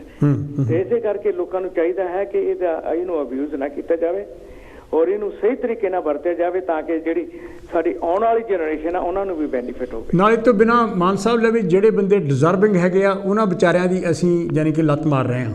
ਬਿਲਕੁਲ ਜੀ, ਦੇਖੋ ਕਈ ਲੋਕ ਇਹੋ ਜਿਹੇ ਉਹਨਾਂ ਨੂੰ ਪੇਸ਼ੈਂਟਸ ਹੈਗੇ ਆ, ਉਹਨਾਂ ਨੂੰ ਹਸਪੀਟਲਾਂ ਦੇ ਵਿੱਚ 2-2 ਸਾਲ ਹੋ ਗਏ ਆ, ਲੰਬਾ ਕਿਉਂ ਲੱਗਾ ਹੋਇਆ, ਕਿਉਂਕਿ ਜਿਹੜੇ ਬਾਹਰੋਂ ਲੋਕ ਆਏ ਆ ਉਹ ਹਮੇਸ਼ਾ ਕੋਈ ਵੀ ਗੱਲ ਕੰਮ ਨਹੀਂ ਕਰਦੇ, ਬਸ ਉੱਥੇ ਹਸਪੀਟਲ ਜਾ ਕੇ ਬੈਠੇ ਰਹਿੰਦੇ ਆ। ਰਾਤ ਨੂੰ ਦਿਨ ਨੂੰ ਸ਼ਰਾਬ ਪੀਂਦੇ ਤੇ ਰਾਤ ਨੂੰ ਉੱਥੇ ਜਾ ਕੇ ਬੈਠੇ ਰਹਿੰਦੇ, ਲੰਬਾ ਕਿਉਂ ਲੱਗੇ। ਇਹ ਜਿਹੜੀ ਹਾਲਤ ਹੈ ਨਾ ਇਹ ਇਸ ਵੇਲੇ ਇਸ ਮੁਲਕ ਦੀ, ਕਿਉਂਕਿ ਇਹ ਸਾਡੇ ਜਿਹੜੀ ਗੌਰਮੈਂਟ ਆ ਇਹ ਇਹੋ ਜਿਹੇ ਹੁਣ ਇਹਨਾਂ ਨੇ ਸਟੈਪ ਲੈਣਾ ਚਾਹੀਦਾ ਆ ਤਾਂ ਕਿ ਜਿਹੜੇ ਬਾਹਰੋਂ ਲੋਕ ਉਹ ਆ ਕੇ ਇਸ ਸਿਸਟਮ ਨੂੰ ਅਬਿਊਜ਼ ਨਾ ਕਰਨ। ਬਾਕੀ ਮੈਂ ਤੁਹਾਡੇ ਕੋਲ ਟਾਈਮ ਥੋੜਾ। ਜੈ ਭੀਮ ਜੈ ਭਾਰਤ ਜੀ, ਬਹੁਤ ਵਧੀਆ, keep it up. Thank you ਜੀ। ਜੈ ਭੀਮ ਜੈ ਭਾਰਤ। ਤੇ ਤੁਸੀਂ ਜੀ ਮੇਰੇ ਵੀਰ ਪ੍ਰੇਮ ਮਾਨ ਹੁਣੀ ਲੰਡਨ ਤੋਂ ਜਿਨ੍ਹਾਂ ਨੇ ਟੈਲੀਫੋਨ ਕਾਲ ਕਰਕੇ ਆਪਣੇ ਵਿਚਾਰ ਸਾਂਝੇ ਕੀਤੇ ਆ। ਅਜੇ ਵੀ ਸਾਡੇ ਤੋਂ 2 ਮਿੰਟ ਹੈ, ਜੇ ਤੁਸੀਂ ਟੈਲੀਫੋਨ ਕਾਲ ਕਰਨੀ ਚਾਹੁੰਦੇ ਤਾਂ ਮੈਂ ਸਾਰਿਆਂ ਦਾ ਹੀ ਹੁਣ ਤੋਂ ਹੀ ਇੱਕ ਵਾਰੀ ਫਿਰ ਧੰਨਵਾਦ ਕਰ ਦੇਵਾਂ, ਕਿਉਂਕਿ ਤੁਹਾਡੀ ਕੰਟਰੀਬਿਊਸ਼ਨ ਜਿਹੜੀ ਆ ਬਹੁਤ ਅਹਿਮ ਹੁੰਦੀ ਆ, ਬਹੁਤ ਜ਼ਿਆਦਾ ਇੰਪੋਰਟੈਂਟ ਹੈਗੀ ਆ। ਹੈਲੋ ਜੀ, ਕੌਣ ਤੇ ਜੀ, ਕਿੱਥੋਂ ਬੋਲ ਰਹੇ ਜੀ? ਹੈਲੋ, ਹਾਂਜੀ ਡਾਕਟਰ ਸਾਹਿਬ, ਮੈਂ ਇੱਕ ਦੋ ਗੱਲ ਜ਼ਰੂਰੀ ਤੁਹਾਡੇ ਨਾਲ ਹੋਰ ਕਰਨੀ ਚਾਹੁੰਦਾ ਹਾਂ। ਹਾਂ ਕਰੋ ਜੀ। ਜਿਹੜੀ ਮੈਂ ਪੈਨਸ਼ਨ ਦੇ ਬਾਰੇ ਗੱਲ ਕੀਤੀ ਸੀ। ਹਾਂ। ਅੱਛਾ, ਗੱਲ ਇਹ ਤਾਂ ਆ ਕਿ ਜਦੋਂ ਪੈਨਸ਼ਨ ਕਈ ਤਰ੍ਹਾਂ ਵਰਕਰ ਨਹੀਂ ਕਰਦੇ ਤੇ ਮਾਲਕ ਜਿਹੜਾ ਉਹਨੂੰ ਪੈਸੇ ਨਹੀਂ ਦੇਣੇ ਪੈਂਦੇ, ਸੋ ਮਾਲਕ ਦੀ ਜ਼ਿੰਮੇਵਾਰੀ ਨਹੀਂ ਕਿ ਉਹ ਉਹਨੂੰ ਪੈਨਸ਼ਨ ਦੇਵੇ। ਤੇ ਦੂਜੀ ਗੱਲ ਇਹ ਹੈ ਕਿ ਜਦੋਂ ਪੈਨਸ਼ਨ ਜਿਹੜੇ ਦਿੰਦੇ ਵੀ ਆ ਨਾ, ਕੰਟਰੀਬਿਊਸ਼ਨ ਕਰਦੇ ਆ, ਉਹ ਪੈਸੇ ਕਿੱਥੇ ਜਾਂਦੇ ਆ? ਉਹ ਪੈਸੇ ਜਿਹੜੇ ਆ ਉਹ ਸਟਾਕ ਐਕਸਚੇਂਜ 'ਚ ਇਸਤੇਮਾਲ ਕਰਦੇ ਆ। ਜਦੋਂ ਕੰਪਨੀਆਂ ਫੇਲ ਹੋ ਜਾਂਦੀਆਂ ਜਾਂ ਸਟਾਕ ਐਕਸਚੇਂਜ ਦੇ ਵਿੱਚ ਡਿਕਲਾਈਨ ਆਉਂਦਾ ਆ, ਤੇ ਉਹਨਾਂ ਲੋਕਾਂ ਦਾ ਨੁਕਸਾਨ ਹੁੰਦਾ ਹੈ ਔਰ ਉਦੋਂ ਹੁੰਦਾ ਜਦੋਂ ਉਹਨਾਂ ਨੂੰ ਪੈਸੇ ਦੀ ਬਹੁਤ ਜ਼ਿਆਦਾ ਲੋੜ ਹੈ। ਇਦਾਂ ਹੀ ਰਿਟਾਇਰਡ ਬੰਦਿਆਂ ਨੂੰ ਫਿਰ ਉਹ ਕੰਮ ਨਹੀਂ ਕਰ ਸਕਦੇ। ਇਦਾਂ ਹੀ ਇਦਾਂ ਹੀ। ਦੂਸਰੀ ਜਿਹੜੀਆਂ ਦੋ ਕੰਪਨੀਆਂ ਹੁੰਦੀਆਂ, ਕੰਪਨੀਆਂ ਕੋਲ ਜਿਹੜਾ ਪੈਸਾ ਇਕੱਠਾ ਹੋਇਆ, ਦੂਸਰੀ ਕੰਪਨੀ ਉਹਨੂੰ ਮੁੱਲ ਲਾ ਲੈਂਦੀ ਹੈ ਕਿਉਂਕਿ ਇਹਨਾਂ ਕੋਲ ਇੰਨੇ ਪੈਸੇ ਪਏ ਆ ਪੈਨਸ਼ਨ ਦੇ। ਉਹ ਫਿਰ ਕੀ ਕਰਦੀ ਆ, ਉਹਨੂੰ ਨਿਚੋੜਦੀ ਆ, ਉਹ ਪੈਸੇ ਲੈ ਕੇ ਪੈਸੇ ਆਪ ਰੱਖ ਲੈਂਦੀ ਆ ਤੇ ਵਰਕਰ ਉਹਦੇ ਖਾਲੀ ਰਹਿ ਜਾਂਦੇ। ਮੈਂ ਕਿਉਂ ਇਹ ਕਹਿ ਰਿਹਾ ਕਿ ਮੈਂ ਗੱਲ ਕੀਤੀ ਸੀ ਕਿ ਵਰਕਰਸ ਨੂੰ ਫਾਈਨੈਂਸ ਇੰਟੈਲੀਜੈਂਸ ਦੀ ਹੋਣਾ ਬਹੁਤ ਜ਼ਿਆਦਾ ਜ਼ਰੂਰੀ ਅੱਜ ਕੱਲ੍ਹ ਦੇ ਇਲਾਕੇ 'ਚ ਟਾਈਮ ਦੇ ਵਿੱਚ। ਜੇ ਉਹ ਨਹੀਂ ਆ ਤੇ ਮਾਰੇ ਜਾਣਗੇ। ਥੈਂਕ ਯੂ ਜੀ, ਥੈਂਕ ਯੂ ਜੀ ਬਹੁਤ। ਮੇਰੇ ਵੀਰ ਮਿੱਡਾ ਸਾਹਿਬ ਫੇਰ ਆਏ ਸੀ, ਬਹੁਤ ਕੰਮ ਦੀ ਗੱਲ ਕੀਤੀ ਹੈਗੀ ਆ। ਅਗਲੇ ਹਫ਼ਤੇ ਤੁਹਾਡੇ ਲਈ ਮੈਂ ਇੱਕ ਹੋਰ ਕੋਈ ਇਹੋ ਜਿਹਾ ਵਧੀਆ ਪ੍ਰੋਗਰਾਮ ਯਾਨੀ ਕਿ ਲੈ ਕੇ ਆਊਂਗਾ। ਮੈਨੂੰ ਤੁਹਾਡੀ ਕਾਲਸ ਦੀ ਵੇਟ ਰਹੂਗੀ। ਜਿੰਨੇ ਵੀ ਕੰਟਰੀਬਿਊਟਰਸ ਨੇ ਅੱਜ ਕੰਟਰੀਬਿਊਸ਼ਨ ਕੀਤੀ ਹੈ, ਮੈਂ ਉਹਨਾਂ ਦਾ ਬਹੁਤ ਬਹੁਤ ਧੰਨਵਾਦ ਕਰਦਾ।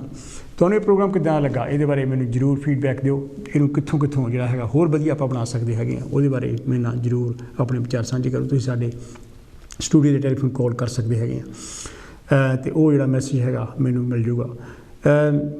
ਇਹ ਜਿਹੜੇ ਸਮਾਜਿਕ ਮਸਲੇ ਹੈਗੇ, ਇਹਨਾਂ ਬਾਰੇ ਸਾਨੂੰ ਚੇਤੰਨ ਹੋਣ ਦੀ ਬਹੁਤ ਜ਼ਰੂਰਤ ਹੈਗੀ ਆ। ਜਿੰਨੀ ਜ਼ਿਆਦਾ ਸਾਨੂੰ ਅਵੇਅਰਨੈਸ ਹੋਊਗੀ, ਉਨਾ ਹੀ ਕਿਹੜਾ ਹੈਗਾ ਅਸੀਂ ਇਹਦੇ ਬਾਰੇ ਮੋਬਿਲਾਈਜ਼ ਆਪਣੇ ਆਪ ਨੂੰ ਕਰ ਸਕਦੇ ਹਾਂ।